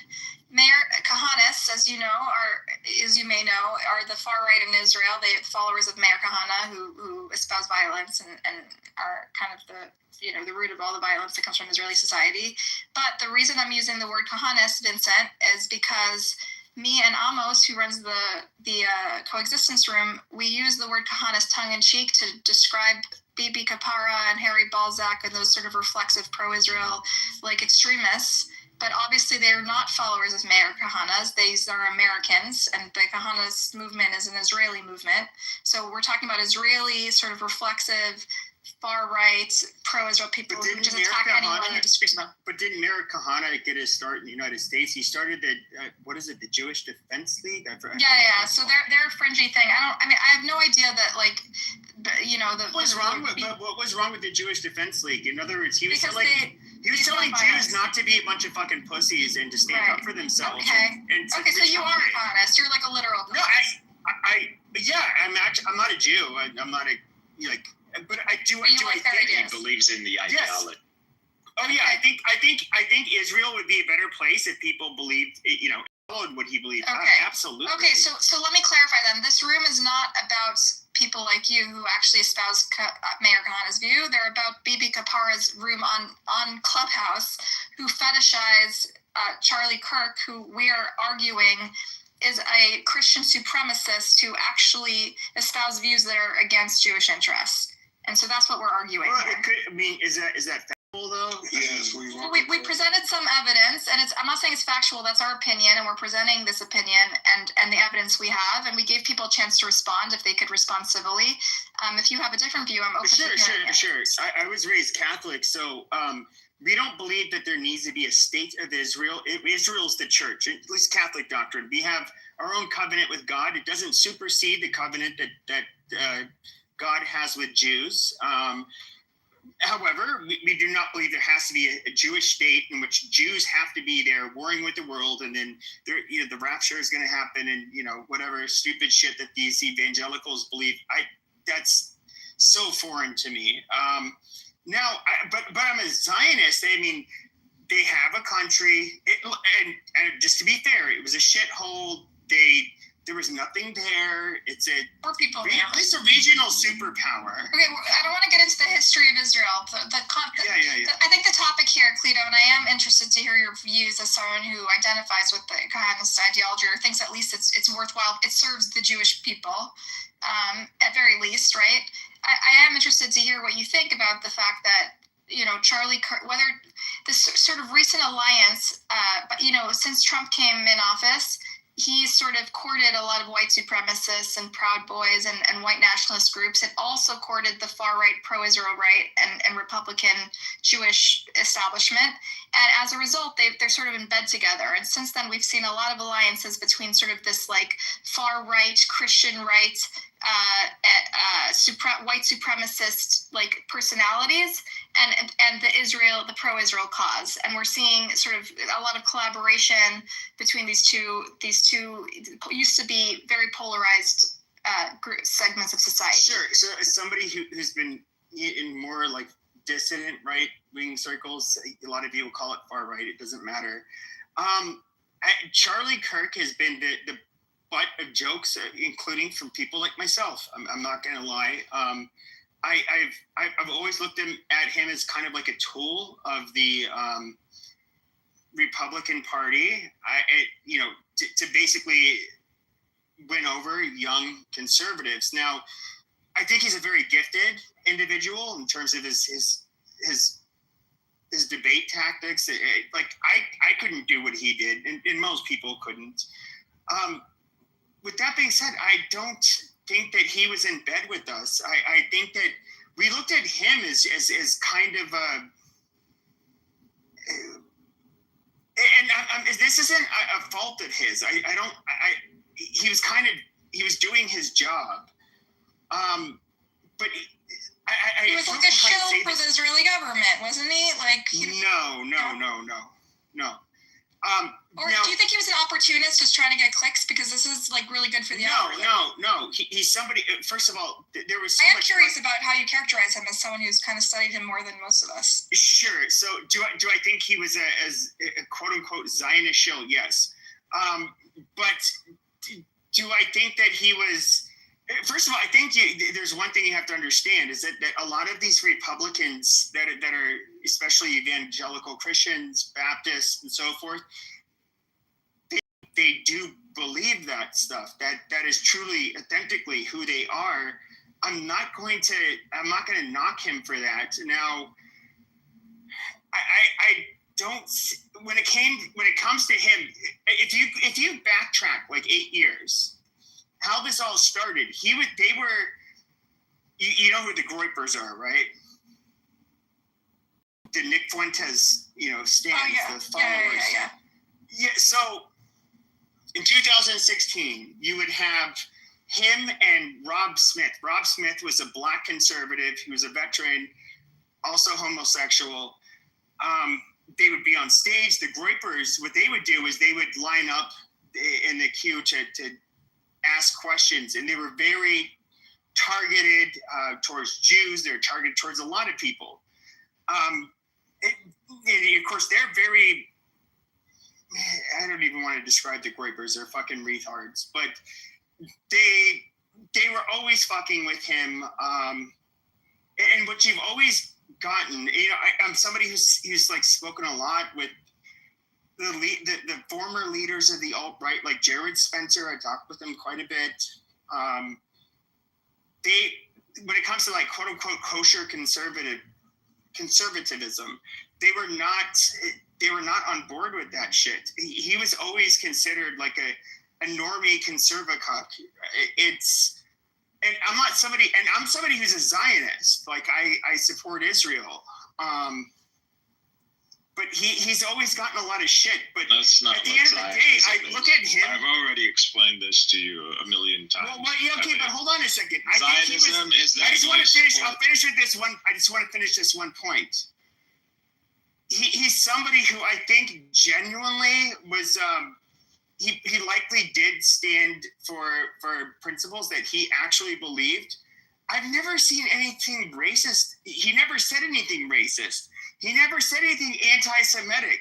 And that's why he got bullied from the right. And then, yet at the same time, what's really ironic is that he's being persecuted as this fucking Nazi, this bigot, but he never did that fucking shit. That is what actually is pissing me off the most. Can we read something? Can we read something to you? Let's read something directly from his words, okay? Jewish communities have been pushing the exact kind of hatred against whites that they claim to want people to stop using against them, Kirk said on the show. The philosophical foundation of anti-whiteness has been largely financed by Jewish donors in this country. That's one thing. Post the link.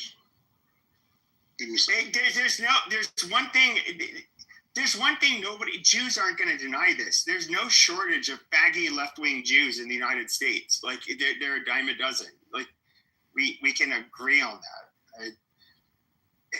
I don't think he's going to agree it's anti-Semitic because his statements... Zionist Jews are so loud, but there are a lot of liberal Jews.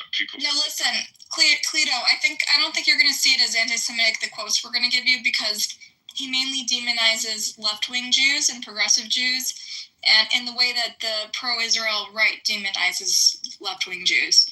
And so I think because you consider the way you identify yourself, I think you'll probably think his views are accurate. and left-wing Jews are a threat to society in the way he describes. Yeah, I would say, Jewish people... And maybe contributing to their own demise or their own harm or whatever. Sure, absolutely. I do think... So then, I don't know, there's no point in debating it, really, because you kind of espouse the same... No, I would say the difference is, like, at least you guys are a much smaller portion of the population. I would say Jews are very... I'm just going to say this. It's very taboo to say, but I would say on average a little bit smarter than white Gentiles. And the they tend eugenics kicking in. Amazing. But why didn't he hold on. He's a judophile. It's fine. He's a philo-Semite. Okay, yeah, philo-Semite. Amazing. Wow. I'm just going off of just like we can just look at the track record between white Gentiles and particular type of Jews, and they, one group is obviously very overrepresented in being successful. I mean, there's like social external things that contribute to that, though. It doesn't matter what contributed. Sure, it doesn't matter what contributed to that. However, what matters is that they have an oversized contribution. It is what it is. I can't fucking control that. Now, when it comes to... It must be eugenics. I would say that when it comes... It's really going off the rails. But I would say when it comes to left-wing Jews versus, like, let's say left-wing Gentiles, you're obviously going to have a little bit of an overrepresentation amongst the left-wing Jews, and and they are every bit as obnoxious as the left-wing Gentiles. I don't know how to say this. This is not even me, like, saying anything negative about Jews, or if anything, it's saying that they tend to be a little bit more. I mean, Buttercup, are you gonna say that they're not on average a little bit more successful than us? I mean, it's common fucking sense. I mean, I'm Jewish, so you guys are more. Yes, I do too. But you guys are on average. We're talking about some averages. of them are on this app. The Kahanis we were referring to are the dumb Jews among us. But on average, small-minded and bad at math. But on average, are Jews not a little bit more successful than white Gentiles? It's an obvious fucking answer. It's yes. It is resounding fucking yes. You don't have to fucking deny it. I don't want to get into this. This is like a eugenics debate, which I'm not really comfortable. It's not a eugenics Actually, I think Palestinians are rising, to be honest. Everyone I know who grew up in like a refugee camp in the West Bank and clawed their way out is super, super successful and overeducated. So I don't know. Some of them can be, just like in Kuwait. It has to do with history and social context. There's a million things. Jews were forced into finance because they were forced to be money lenders. So of course they had to do finance. I know all that, but even the Lebanese Christians, I would say, are very similar to Jews. Where, like, wherever they go in the world, they tend to be pretty successful. Sure, there can be context because of these are external things that shape people. Sure, that is fine, and that very well could be the case. I'm not even arguing that it's quote unquote genetic. I don't know if some Lebanese Christians are smarter than us. Let's move on. What's the point? There's no point. What is the point you're trying to make? My point is that you're like sitting here not wanting to admit that Jewish people, by and large, have been able to, I guess, elevate the ladder and have some of the loudest microphones. They obviously have. Okay, so when I compare lefty Jews to lefty Gentiles, there's obviously a disproportionate amount of Jews that are going to be amongst the most obnoxious lefties. Ezra Klein. I actually listened to Ezra Klein. Like, Ezra Klein's a good example. What is there, Pac-Man? Yeah, but also on the right. But wait, also on the right, you have loudmouth Jews that are very vocal. Shapiro, right? You have Shapiro. Yes, but I said they're kind of overrepresented. Generally, more than the right? No, I'd say both. I would say both. But I said it's kind of like, okay, well, are you making the argument you're trying to make here?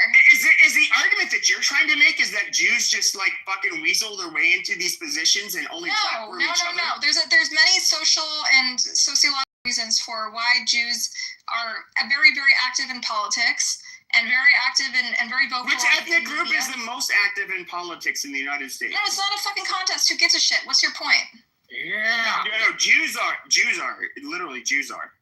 Okay, but what's your point in the context of whether or not?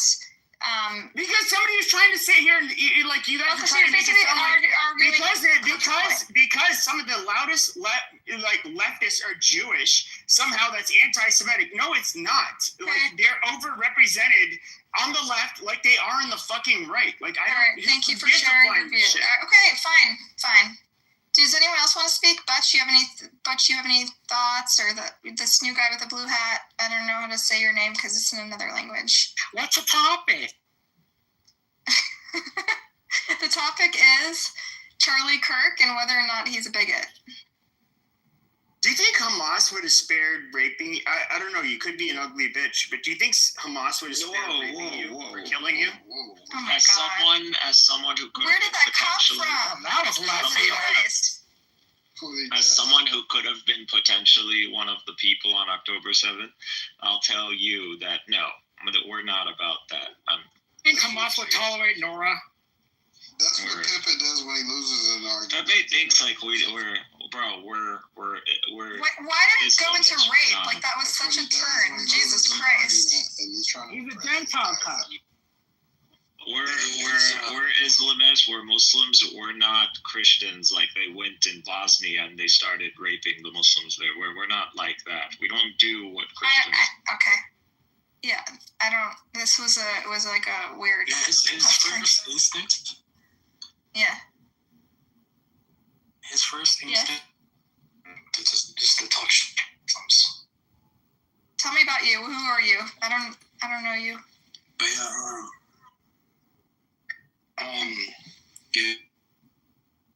yeah, so I had to top it by saying like, yo, as a Muslim, like I don't support the killing of Charlie Kirk and totally against that. And even though this guy was someone who talked shit about Muslims, he talked shit about Islam quite often. I think even his most recent tweet, even he had a debate recently just completely shitting on Muslims, you know. No, I just, I don't agree, you know, with that. So, you know, just like I still, you know, the loss of a life is still like a loss of a life, you know. So, all life is precious type thing. But yeah, it's just, you know. So, and here's the thing, though. Here's another thing. Way about Gaza. He didn't feel that way about what's happening in Gaza. Yeah, I know. He just because he didn't feel like that, we don't have to, you know, type thing. But I would say another thing is like when you look at the population of Muslims in America, it's only 1%. You know, so why are like, you know, so yeah, why is he writing guys like Kitover? Yeah, why are they even like what are they like so threatened about? Like, they're obsessed, I understand. Yeah, I'd understand maybe Europeans, you know, complaining about Muslims or whatever, but like literally, why would like as an American, like what do you have like to like really stand on, you know? So that's kind of like. Maybe and actually, white terrorists have caused way more harm to our country than Muslims overall. I mean, most terrorists in our country are homegrown. Blame the left for that. No, but they're right wing. They're mostly right. You mean domestic terrorists? White domestic? Yeah, I mean most like mass murders and shootings and hate, like fueled by hatred and hate crimes are fueled by white bloner types, right? In America. Yeah, that Cleto guy ran out the room, man. I think that's what the FBI said. He said he doesn't want to get clipped again. The FBI said the number one threat is not terrorism, it's like white incels. Yeah.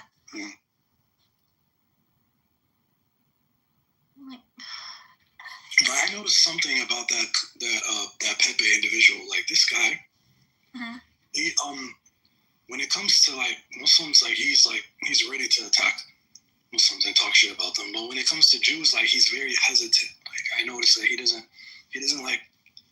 He really watches his words, and he's very careful about what he says. Yeah, it's the same thing Kurt did. It's the same thing a lot of these white supremacists do. They want to align themselves with allies over the sentiments of Islamophobia as well as anti-blackness. for power or some semblance of power. And we see it on the macrocosm with Charles Kirk. We also see it on the microcosm with the Pepes, the BBs, the Harrys. So, as well as the Abbeys and the Pepes, they love each other. They go crazy for each other. There's also there was like a weird a men's rightsy incel vibe there with Pepe. He immediately went to whether I'm not hot enough to rape. Like that's a strange. That was sick. That was disgusting. He seemed reasonable, and then suddenly it sounded psychotic. I hope John Kitover caught that one. Don't delete that, John. That's Pepe. He's like the radio show guy, right? Yeah. I don't know. I guess so. Latino? I don't know. He just said he's Catholic. Is he Latino? Yeah, he's probably Latino. He's probably one of those no sabos. Cauliflower, tell me about you. Where do you fall on this whole thing?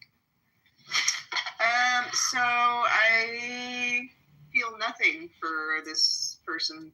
Charlie Kirk. Who was shot. Yeah, I mean, it was really weird. I felt a little bit, I questioned myself briefly, is something wrong with me? Because I watched the video and I was eating my lunch, while this happened. And I just left it on the Instagram loop. I was like, I just couldn't kind of stop watching it. It was really weird. I was like, am I a psychopath or what? It looks like a movie. I mean, it doesn't look real. Yeah, I tried to get myself to feel bad for the guy, but I just fucking can't. I don't know. I feel bad for him, for his family. I mean, I don't know. I wouldn't want to cause him pain. I'm almost traumatized just by the amount of gore we see on the news these days. Well, okay, look, we've been seeing all kinds of stuff happen to immigrants, to people in war, people in Gaza, people, and it's just kind of like when you see something like this, it's like, yeah, because, they've been doing it to other people, so, but I think my biggest concern is they're going to want their lick back. Yeah. One minute he was talking about gun control, and then he gets shot back with a gun. I mean, you can't make this stuff. Yeah, but he said, what did he say? It's worth it or something like that? Is it the gang violence? So he was defending gun violence, and then he dies, Somebody shot him. Yeah, the last words he ever said was gang violence. Yeah, it's pretty crazy. The guy says, what do you think about the mass shootings? He's all, what about the gang violence? Bang, he's dead. Well, you know. He was a gang member? Well, it's people like Charles Kirk that overblow statistics and overblow certain things in certain communities to push an agenda, right? So he's going to overblow gang violence, even though black-on-black crime is 12,000 people a year. And so that's way under, that's a point percentage of the actual African Americans, the 40 million that are in the United States. So this is not something that's plaguing us. This is 12,000 people a year, right? And this is something that we can work together on as Americans to quell over time. President Trump's doing it in his own way, which, I somewhat support, sending in troops. And it's proven to work in Washington, D.C., you know what I mean? Amongst other things, I think there's other things that we could do to cut that number down. But what these anti-black people do is they overblow the statistics. Like, this is just plaguing the black community, right? And they rely on how people view us in mainstream media to push that narrative as well. When white people overrepresent themselves in online pedophilia and child sex trafficking, and sex trafficking has become the number 2 illegal operation in the United States. All right, So, this is like veering into anti-white, like, you know. No. I'm saying that they They're overrepresented. Like, let's not like smear anyone, to generalize about anyone. No, these are statistics. These are .gov statistics. You're doing the same thing he's doing. No, we're doing the same thing they accuse us. No, but this is what I'm saying. If 12,000 people are... this is what Charlie Kirk said about us, that we smear white people. If 12,000 people die from black-on-black crime a year, right? But if we go over to child trafficking, that affects 300,000 to 600,000 kids a year. So what I'm saying is they overblow these black statistics to push anti-black agendas. And Charlie Kirk has been doing that for the past few years, but he's been taking it to the max for the past week. Yeah, the guy was a real pain in the neck. What do you guys? Oh my god. What do you guys think triggered it? Who do you think is recording my room? Is that John? Is that Donna? Yeah, he literally has a room right now called Buttercup 2.0, calling Charlie Kirk and Jews Nazis.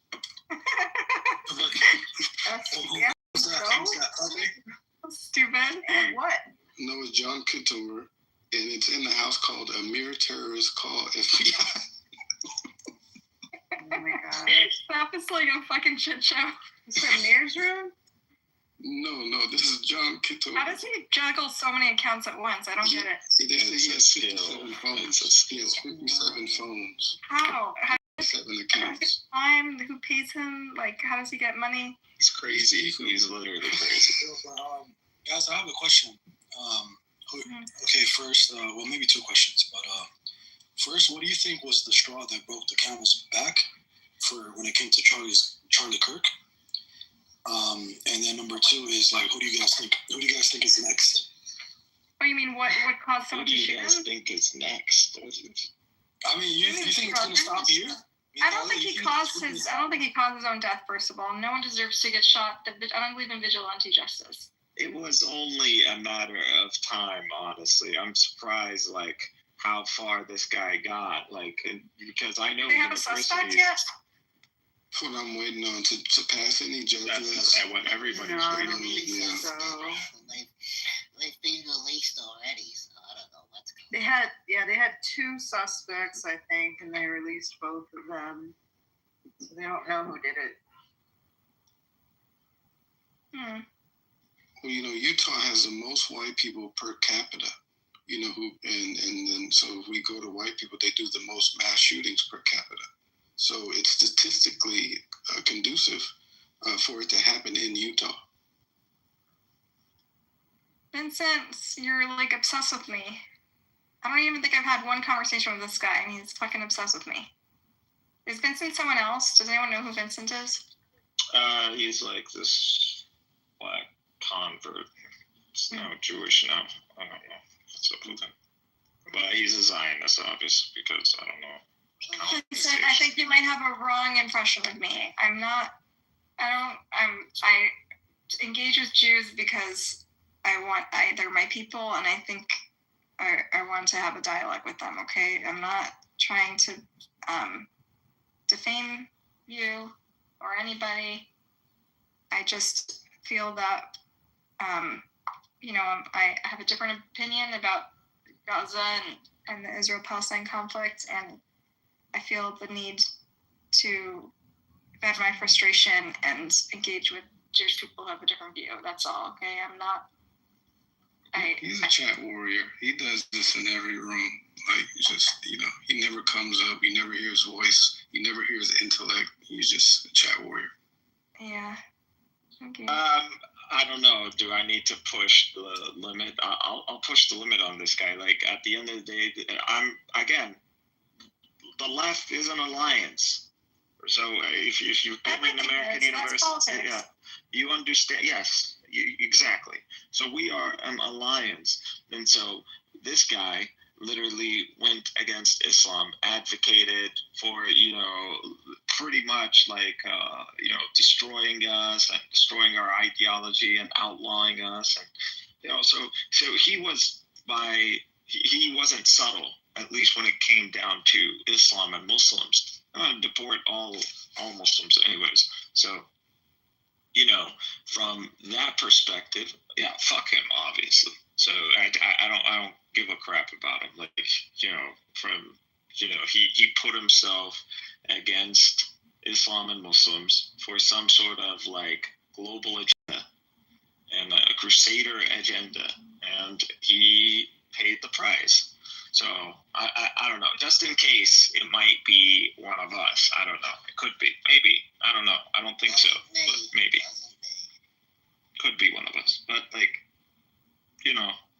So before, if it turns out to be one of us, like he you know, there's behind your words. You know, so words do matter, and you know, you're gonna declare yourself an open threat. Like, sure, is it against the law? Absolutely, it's illegal. No one should go against anybody. You know, you're gonna get persecuted. Against murder in this room, just to be clear, we're against murder. We just think it's sad that pro-Israel Jews align themselves with this Nazi. Yeah, it shouldn't happen like that. You know, it's emblematic of a larger problem, which is that right-wing Jews, because these supremacist right-wing characters vilify and demonize the left-wing and especially left-wing Jews, and the right-wing, you know, the Kahanists, which are the sort of pro-Israel right, they also demonize left-wing Jews in the same way, in this vitriolic, horrific way. And also, and then Charlie Kirk did. So we have Nazis and right-wing establishment and Kahanists on this app, which again is not referring to literal Kahanists. It's the Bibi Kapara and company and the folks that are in the audience. All vilify people in my community, people like me, left-wing Jews, people who are for equal rights, people who, you know, espouse mainstream Jewish liberal ideals. And they vilify us. They make us seem like we're the root of all evil. They call me names on this app every single day. And they're just falling into the same trap of like hatred and exclusion and bigotry. Buttercup, you always know the right is always going to start going into like, you know, they're going to attack identity, and they're always going to, you know, if you're black, they're going to attack you, and they're going to bring up your demographics. If you're white, they're going to do this. If you're Jewish, they're going to do. If you're Middle Eastern, they're going to do this. So you know how they do it. Like, this is just the general way of the right in America. They come after you. They usually tackle your race or your identity, and they attack that. Yeah. So I guess to me it's personal because I feel like my people have like bought in this hateful ideology, hook, line, and sinker. You know, they really, really embraced Charlie Kirk.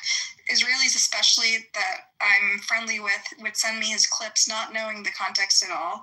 They only know him for his pro-Israel sort of rants, and they don't know what he stands for. And it really just breaks my heart that he's like torn my community apart, that he's hijacked like half of my community, and they don't know that they're aligning themselves with people who espouse hateful things that ultimately will come for them one day, you know? Can I ask you a question, Buttercup? Yeah, of course. If you don't mind. Of course. What's the difference between a left Jew and a right-wing Jew? I thought we were all right-wing. You know, we're the God's chosen people. Are you Jewish? Chosen people. Of course I'm Jewish. And you think we're all right-wing? How do you live in America? How could you be on the wing and have other religions and other people, but I'll be under the, you know... Is this a real person? God? Do you guys know this guy? I mean, so far he said some... Clearly he's witty. So, I don't know where you've been living under, but I understand that because of Israel and people and a lot of Jews, their identities are linked with Israel. They vote.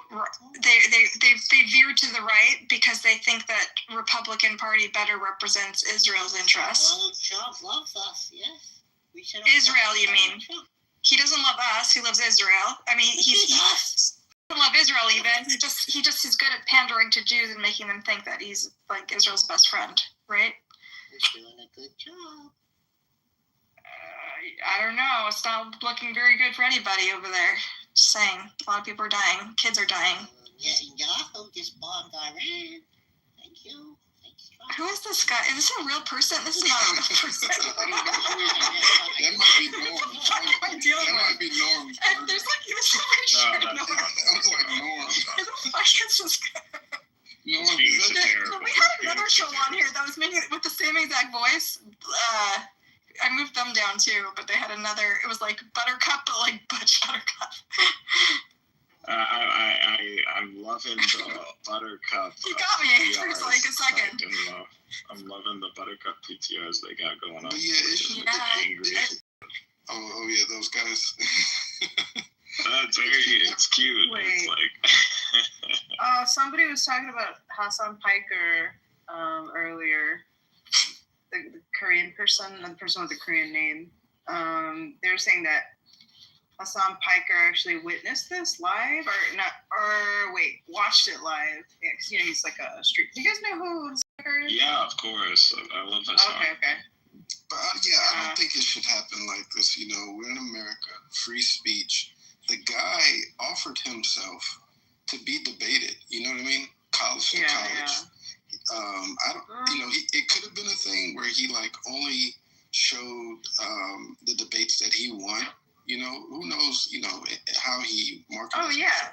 I mean, definitely. But what I'm saying is that this is not good for our democracy. It's not good for our politics. I'm a kind of person where I feel like I can defeat anyone intellectually, and he offered himself to intellectually spar with many people. Like that was his whole brand. I mean, he has his ass handed to him quite a few times. Yeah, so I feel like to resort to. But they don't promote those clips, right? Yeah. I feel like to resort to it, it's kind of the coward's way. Even if I feel like he's anti-black, even if I feel like he's. Every clip I've seen, he didn't really engage on the issues. He was just snarky. He was like a Norm character, I just feel like we could have defeated him intellectually. We could have defeated him in other ways.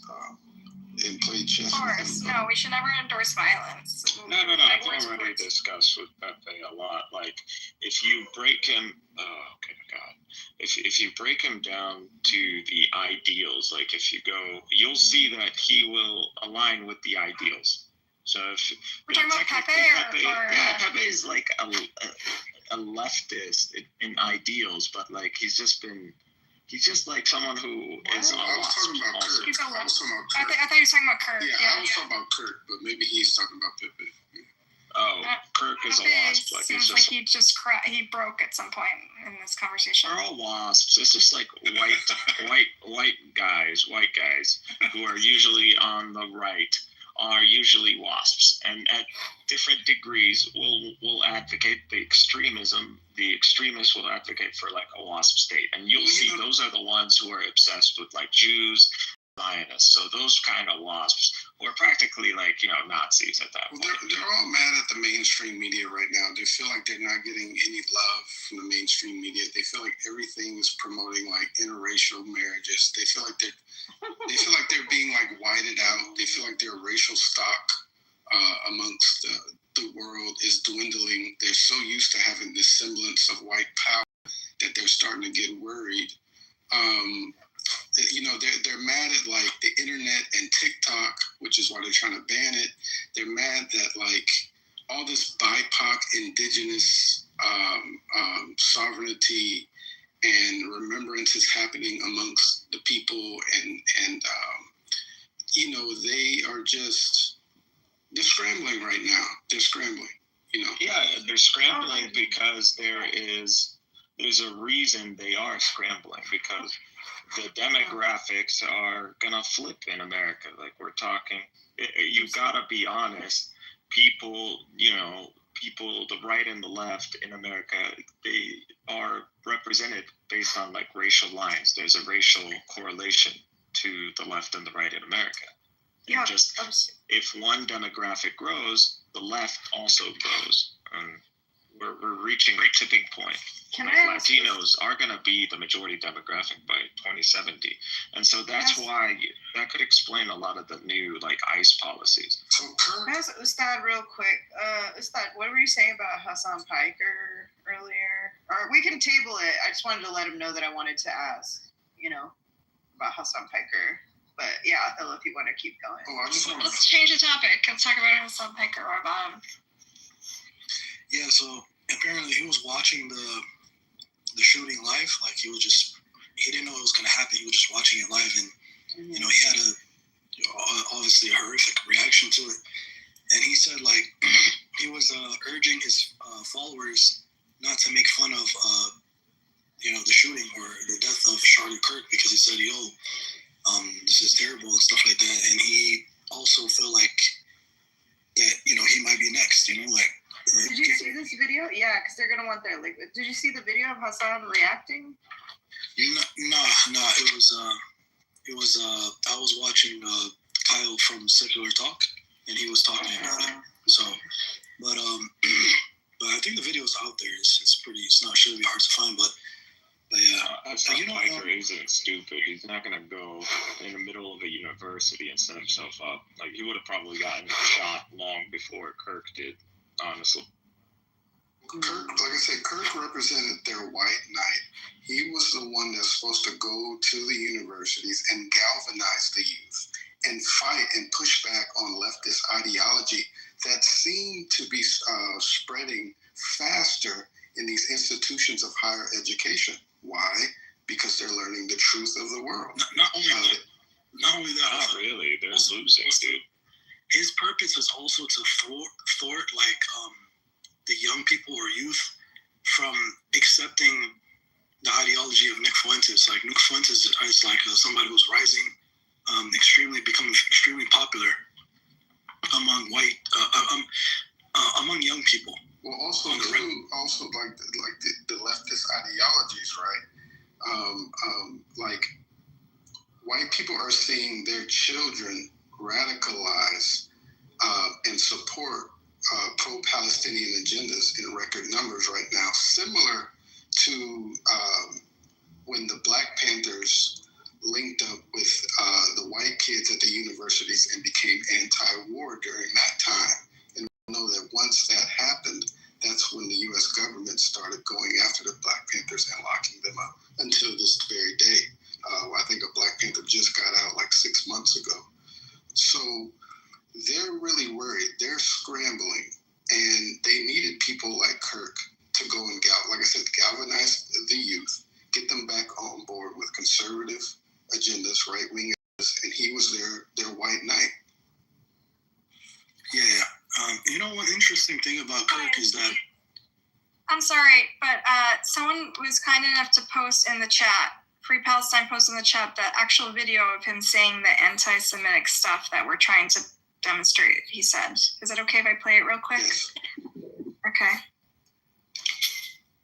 So here's... They went all Jewish communities have been pushing the exact kind of hatred against whites that they claim to want people to stop using against them. Now, I don't like generalizations. Not every Jewish person believes that. But it is true, the Anti-Defamation League was part and parcel with Black Lives Matter. It is true that some of the largest financiers of left-wing anti-white causes have been Jewish Americans. They went all in on woke, and it wasn't just ADL. It was some of the top Jewish organizations in the country that have done that. In fact, we have seen this with the recent retreat of Jewish donations that are no longer going to be administered to colleges, right? Mark Rowan, Leon Cobham. Can we get that full list? Very powerful. So that's totally true. And by the way, Tucker Carlson reinforces this. So I'm going to it was quite a day on the internet. Tucker Carlson was interviewing Candace Owens. We have Candace Owens coming up next hour. And Tucker Carlson mentions that Jewish Americans have primarily been financing cultural Marxist ideas. We said this, by the way, last week, and people came after us. We were on top of it. We actually said it in a different way. We said, I'm glad that Jewish Americans are reconsidering their financing of cultural Marxism. And people misunderstood it intentionally and slandered us as being anti-Semites. But listen to this. Tucker Carlson is completely correct by saying this, that the philosophical foundation of anti-whiteness has been largely financed by Jewish donors in the country. Jewish community. All right, so that's the clip of him blaming Jews for Marxism, blaming Jews for financing, lefty causes, and just sort of like drawing this like vast conspiracy of further putting you all in danger. Yeah, I think that's what that's doing as well. He's generalizing. Listen, I'm not saying there aren't influential Jews who are money. There's George Soroses who have influence and money, but there's to attribute that much power. Well, here's another one. To do, and Jewish donors, they have a lot of explaining to do, a lot of decoupling to do, because Jewish donors have been the number one funding mechanism of radical, open border, neoliberal, quasi-Marxist policies, cultural institutions, and nonprofits. This is a beast created by secular Jews. And now it's coming for Jews, and they're like, what on earth happened? And it's not just the colleges. It's the nonprofits, it's the movies, it's Hollywood, it's all of it. It's like, time for you guys to wake up and say no more. Draw a line in the sand. I don't care if you hate me. Okay. So I think that's pretty explicit. These are like, if you're not like trained in recognizing anti-Semitic tropes, this is the classic anti-Semitic tropes about moneyed Jews controlling everything and having too much power and driving political trends. I don't think he was speaking I think he was speaking as an ally. Like he was as an ally to the right-wing Jews, but he was demonizing the left-wing Jews, which is the majority of Jews in America. So it sounded like he was speaking to all Jews and he was giving them advice. He was like, you guys need to stop, something like that, Right. I think he was saying stop the left-wing powerful Jews, right? Like the influential left-wing Jews. Well, he never said left or right wing. That's his problem. He said the donors. He kept talking about the donors, and whenever people talk about George Soros, yes, he's an influential left-wing Jew, but like people usually he's a stand-in for like Jewish influence, Jewish money, Jewish power. I think which is a usual talking point, is that you are seeing behind a lot of the organizations that are for inclusion and minority advocate like organizations, that you will usually see big Jewish sponsors, if not themselves being run by liberal Jews. So that's usually what it is, and that he sees these inclusion and minority advocate organizations or migration or immigrant organizations as anti-white organizations. That's just how he sees it. I think HASC is one of them. HASC was like a Jewish, it was like a refugee, it supports immigrants basically. And it's when they blame, like the white replacement theory people blame on Jews. They say, because they support immigrants, they're trying to replace us, and that's why Jews are responsible for this white replacement or whatever. And how did they justify this? Because they use Zionism. So you're like, all you Jews, you're advocates of Zionism, right? So it's like, if Zionism, you're preserving a Jewish ethno-state by controlling it, the demographics in the region. So why, so we have legitimacy here. So, what we're advocating for has legitimacy. So the right in America is getting away with advocating for these policies and like what you're seeing today with ICE, because they can like corner Jews in America with Zionism. Right. I mean, they're trying to sort of weaponize Zionism. They're like, if you're a true Zionist, you won't join these lefty causes. Basically, they're trying to manipulate. Exactly. They're basically saying, like Trump has said it too. He's basically saying like he's made statements like, Jews who don't support Israel, Jews who don't support him, basically are endangering themselves. Anyone who doesn't support Trump is endangering themselves. They're not looking out for themselves because they don't support. That means they don't support Israel by proxy. And this is like a talking point on the far right, basically. Yeah. Actually, I would say it's one of their main angles. And it's interesting. People accuse Jews of like being too influential. I think Jews are being influenced and exploited by this sort of like the divisive political forces, right? They're being manipulated and hijacked by these like far right people who say, who are exploiting their loyalty to Israel and their fealty to the Israeli government. And putting them in bed with people who actually hate them,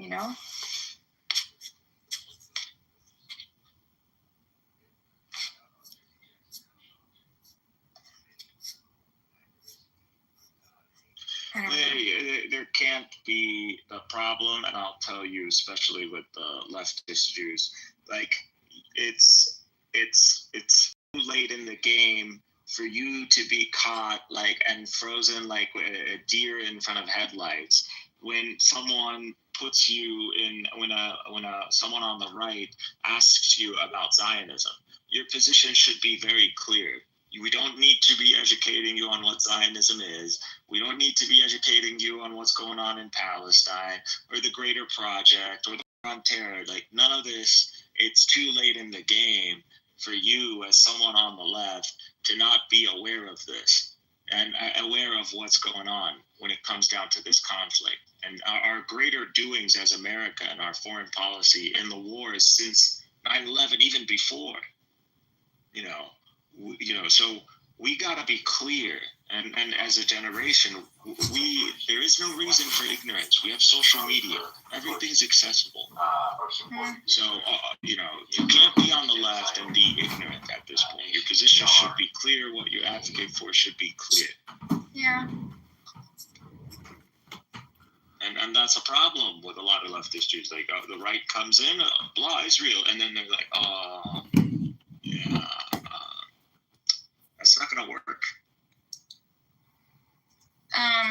Listen, I think a lot of Jews are conflicted about Israel, and I don't it's a tough thing, right? Like, I don't know if my positions are pure, and we're always like put on this purity test. Like, are you anti-Israel enough to like hang with us liberals, And the fact is, like, I think I don't know if I've discussed it with you, but I've talked to in Amir's room about it. Is our feelings are complicated, Like, a lot of American Jews are especially those who have Eastern European or European ancestry, are just here by an accident of fate. Like, we could have ended up in Israel because we were all refugees at one point, And so for many of us, even if we're harsh critics of the Israeli government, and even if we see what's happening there as a genocide, it's really, really hard to.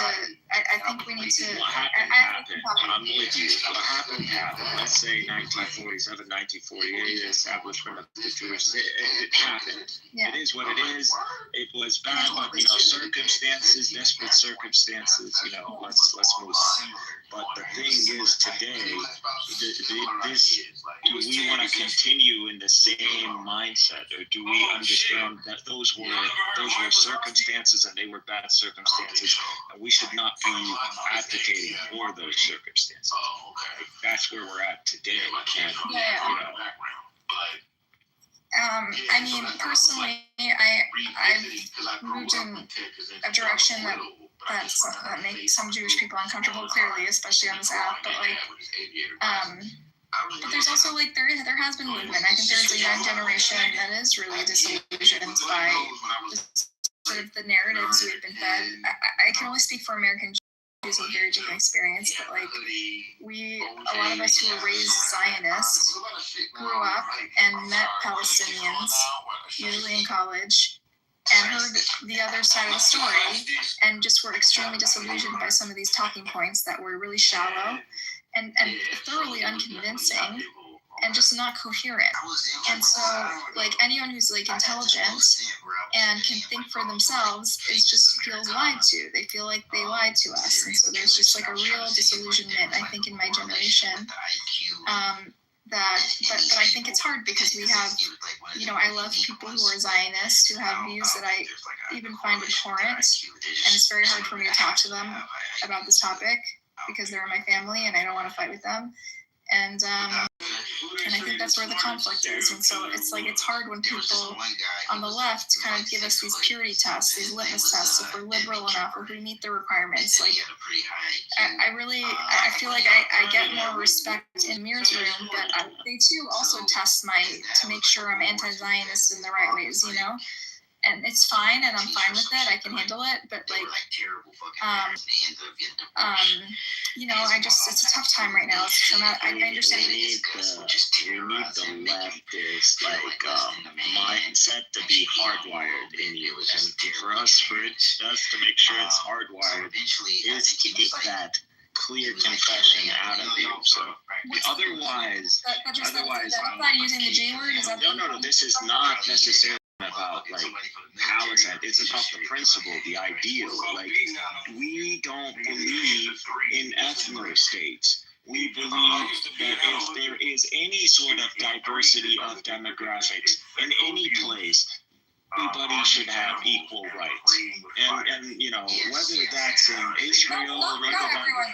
Not every pro-Palestine person believes that. Some people do believe in an ethno state, but they think it should be a Palestinian state. Some people do want to be Jews. Palestine is a nationality. It's a national identity. Yeah, but they do want Jewish people to leave. Like, there are people who feel that strongly. They're not a monolith, the pro-Palestinian. I'm talking about American Palestinians. I'm talking about like the left in America, not like immigrants or people who are just showing up on the scene. I don't think the left in America is a monolith either, and this is something the pro-Israel people try to paint them as, is this like virulently anti-Semitic monolith, like hateful people. I think there's like a wide range of people on the left who have different views, and we've created a big tent, and I think it's really powerful, and I don't like that like Jewish people on the left are always put through these like purity tests, when like the fact is we're fractured, and we need to unite. I'm talking about liberal Jews, as opposed to what, lefty Jews. Like if you're a liberal, you're gonna cross the line, because you know the left here in America reflects on the history of like persecuted minorities and persecuted people around the world, like imperialism. So being a leftist is being anti-imperial. So you know, that's imperial capitalism. So there's a greater struggle. Let's get to the point. What is the specific thing you have with Jews that are allies on the left? What is the specific? That your position should be clear, just as we would condemn what imperialism has done in Latin America. Are you talking to me specifically? Is my position not clear to you? And I know El Normo knows in general. You guys might know it. Okay, so I'm trying to your positions, but El Normo, you remember. So you're saying Jews in general are not clear about their positions when they the leftist Jews, liberals, like it's too late in the game not to be about weirdo guy. So there is something called like liberal Zionism. I think like smart people on the West have sort of poked holes in how absurd it is, right? There's huge contradictions in it. Fundamentally, they're in conflict, being a Zionist and being a liberal. There's tension between these things. And so the people who are always trying to thread the needle start to come up with these like really absurd logical conclusions, right? But I don't think that's the majority of lefty Jews in America. Like, I think liberal Jews in America, for the most part, see what's happening. The occupation is wrong and criminal and something that needs to end, and it's not sustainable for Jewish safety or for Palestinian safety, while still having empathy for the Israeli people and the Jewish people, right? And I think, I don't know if this is what you're getting at, but I think maybe you're talking about liberal Zionists, which are a certain segment of the pro-Israel Jewish community, right? Which are, they think they're moderates. I'm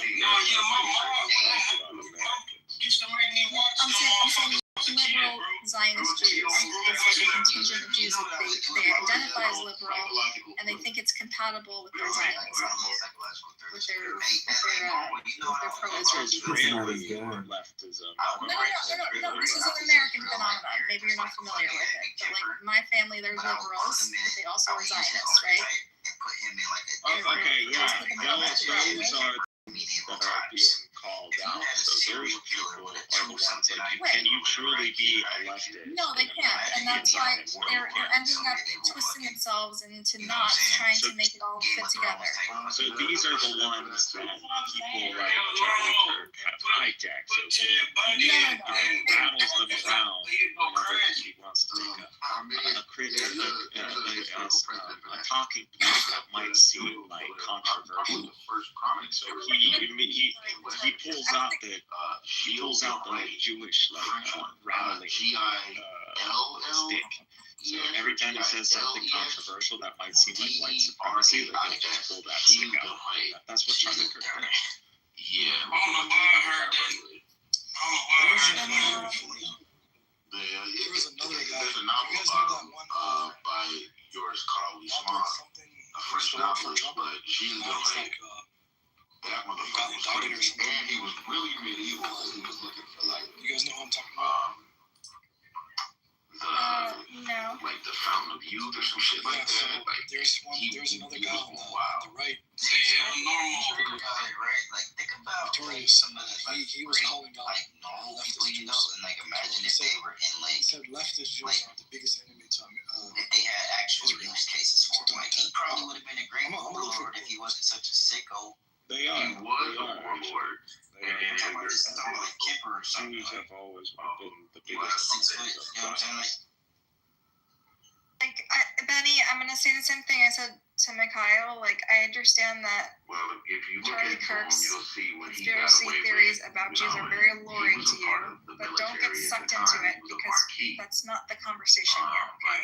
I actually want to touch on something that you said. I do agree with you that there are Palestinians that want to create a Palestine. Yeah, that's what Theophrastus is talking about. And there are Palestinians that are debating Islam. It was a big, goofy serial killer. This is why the anti-Israel that's the same coalition is so broad and so diverse. 78. Because even amongst just the Palestinian portion of it, there are different theories. The people who want to create a secular Palestine are exactly conflict. Y'all hear what I said? He's still alive. Hamas versus Fatah. Is he Actually, Israel is he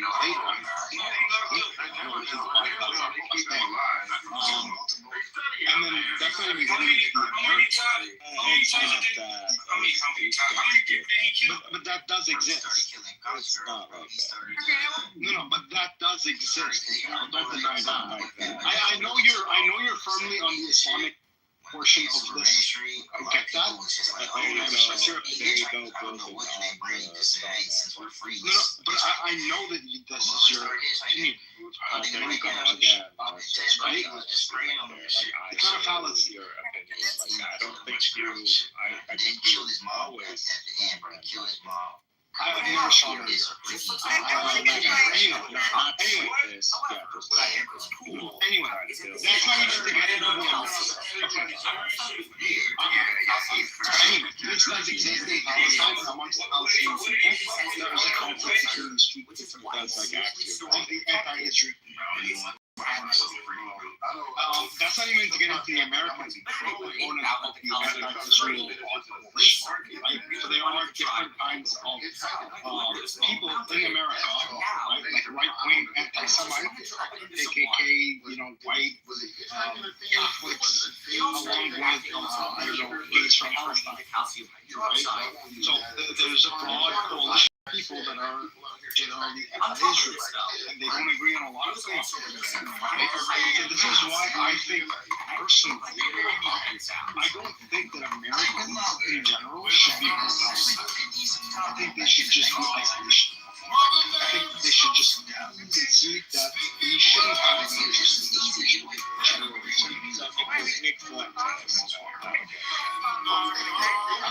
Sorry?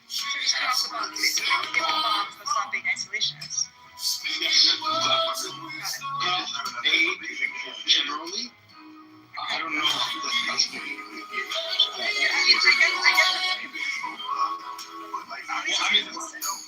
I think it's just isolation. Let them tell each other. Let them do whatever they want to each other. Just stay out. And I think that's the best position to take. I want to get a Zionist up here. Dan, you said you don't hate me and you don't want to demonize me. So come up here. Let's hear from you. I want to hear an alternative view. The guy's not going to shut me down.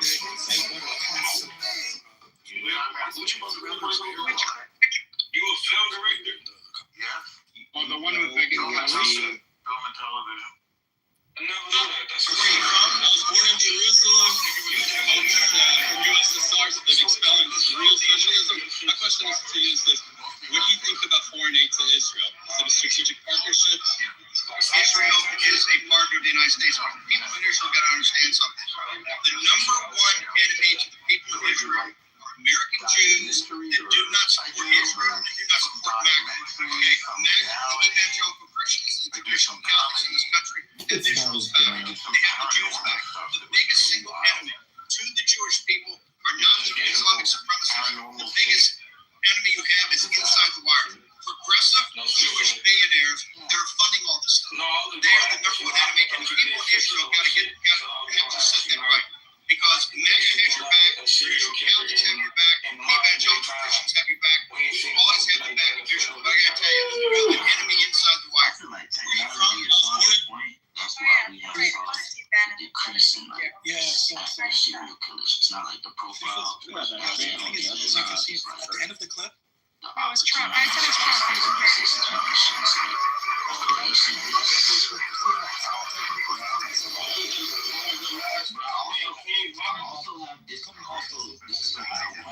Yeah. But like, I think Jewish people recognize it as anti-Semitic anyway.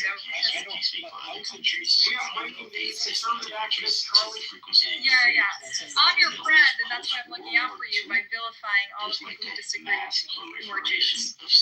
Like he's not even vilifying liberals. He's demonizing specifically liberal Jews, and it's interesting. The things that they say are the same thing that Bibi Gafar and his room, Olive in the audience. The same things they say about me is what these anti-Semites say about liberal Jews.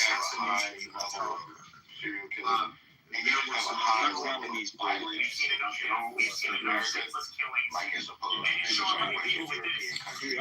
Also, they're progressive. They advocate for this liberal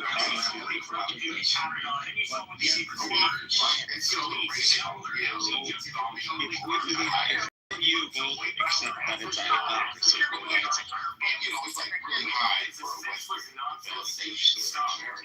Soros a Zionist? Does he give to Zionist causes? He's a Zionist. I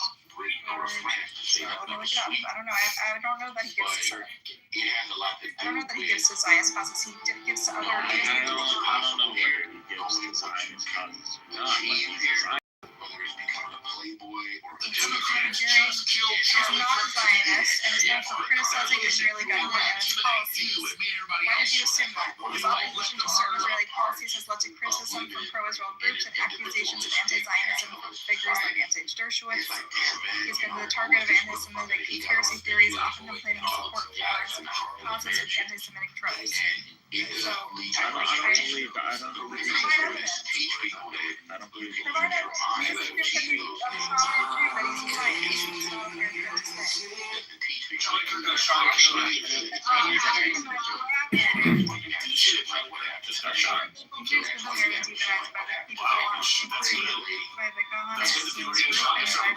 right-wing Jewish establishment and by Steve Bannon and by Donald Trump. It's all been demonized by these right-wingers. And that includes George Soros is actually precisely what he's talking about when he said donors. That's what he's talking about. Actually, if anything, Soros actually George Soros is a huge progressive and right-wing Jews hate it. Someone had to do it. It's the opposite of the AOC. What's her name? She's like yeah. Because she donates to the pro-Israel folks. I think you're confusing me. I'm not saying I'll put that misogynist or discussing person, discussing beliefs. It's interesting you're saying this because he's precisely when I hear him say, donors, Jewish donors, conspiracy theorists, philanthropists, he's literally talking about George Soros, who's the only guy. So he makes it sound like this vast conspiracy of like liberal, powerful, influential Jewish billionaires. It's literally just George Soros. And that's the crazy thing. Like he's making it seem like, we control everything. It's one fucking guy. Like, Jesus Christ. Yeah, he's capable. That's what I'm saying. I was wondering if he was against Israel. Israel was a national state, Jewish. But here, it's just like, Yeah, you deserve to die. I hope people can talk. It's just, you see, you just assume, like, I don't know, maybe it's a fault of me, like, I'm just like, I mean, the last leftist Jew, like, I felt like Jon Stewart. When Jon Stewart disappeared, and I kind of like lost hope, and then he resurfaced, but just like kind of, When you're the last of history, most Jews in America are leftists. I think you don't have a like a public figure, that, you know, is American, like, conscious. Like, Jon Stewart was, I felt like that, and he's back He's still now. around. He's finally back. He's finally back. He's interviewing Palestinians on his podcast. He's like doing good work, I think. He's helping us. It has to be like political collapse plus economic You know, collapse. when you see like Jews that are American Jews in politics, like they're always pretty bad. They're either on the right or like the Southern Bernie Sanders is a Providence pro-Palestinian Jew. Bernie Sanders. Yeah, Yeah, but he's a Zionist and we're a Zionist, and he likes Jews and listens to the state. He wants there to be a Jewish state. Yeah. That's why I thought so. It was like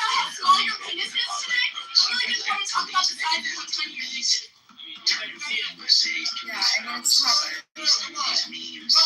I would call Bernie Sanders like a super Zionist, though. He's like, he uses very, very harsh language. He's critical of the state of Israel, and especially and he doesn't sugarcoat it at all. He's calling for boycotts, which most people sneer him as an anti-boycotts and sanctions. Yeah, but he still believes that Israel has a right. That's the thing. See, that's the purity test I'm talking about. There are people who, I like this radical idea of a binational state that no one's ever really floated or everyone thinks it's fucking nuts, right? I can't expect the idea of, the idea of a binational state is not really new. Yeah, but we've gone farthest with the two-state solution, right? And so people, when they hear binational state, they're like, "Well, they're gonna kill us." You know, both sides say they're gonna kill us, and so it's considered kind of a kumbaya radical idea that no one's really fleshed out very well. So yeah, I have this idea, but I'm not the mainstream, even among lefty Jews who are critical of Israel and Palestine. I know, but I'm just saying. The reason is America has on paper been a proponent of those two states. Along with the so and even within Israel, the leftists within Israel's labor party, that's not going to be in the Israel back in the 90s or 80s. They were also having to amongst the Palestinians, they were also the PA specifically.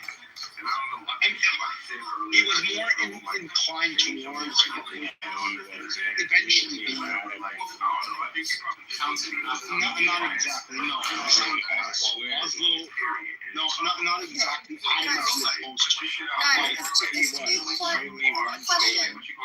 Question. Mikhail and Benjamin, is being for a two-state solution being a Zionist because you support the state of Israel?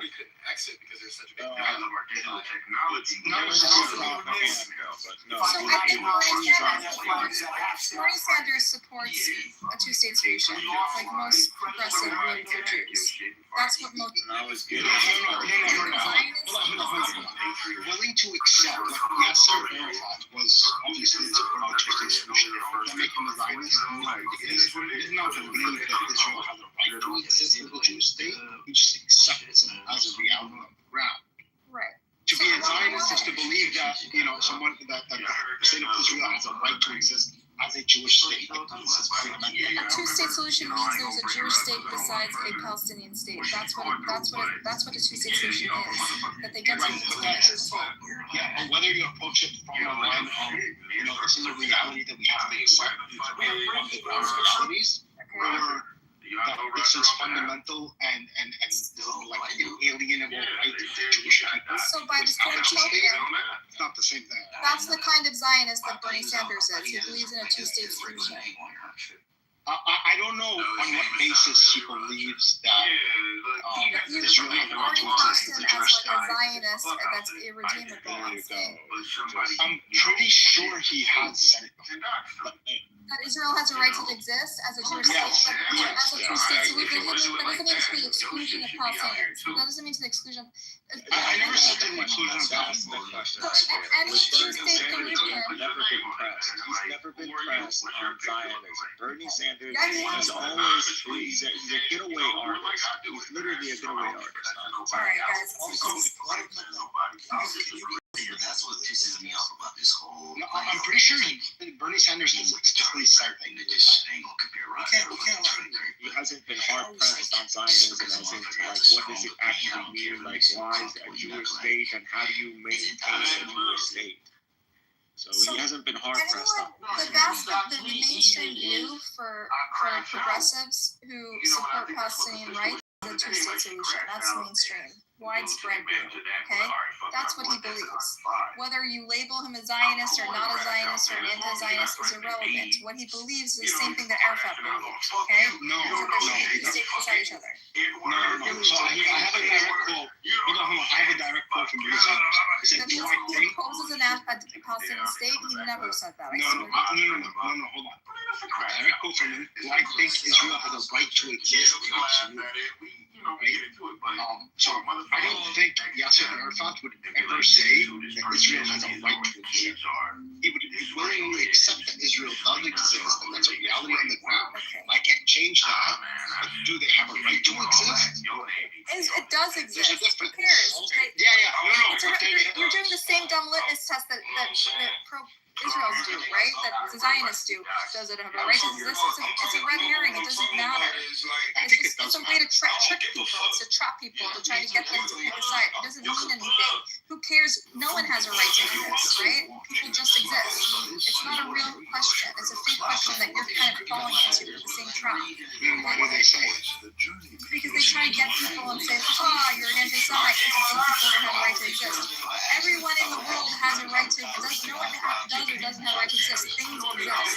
So I think you're getting stuck in the same linguistic, rhetorical trap. That doesn't mean anything. There's no substance behind that question. It's a trap that Zionists use to call people anti-Semites, and you're using the same thing to call him a Zionist. It's not a real thing.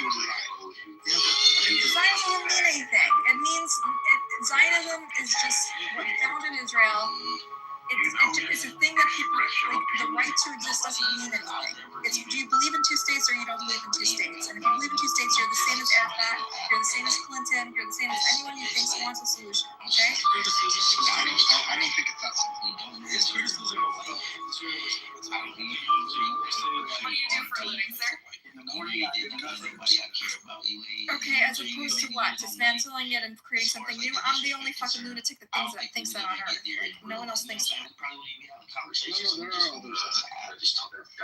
it's a fringe view. It's a fringe view, and I'm on the fringe. The most liberal, progressive, pro-Palestine people want a two-state solution where one is a Jewish state and one is a Palestinian state and they have their own governments. That's what most... In front of a room. And they be like,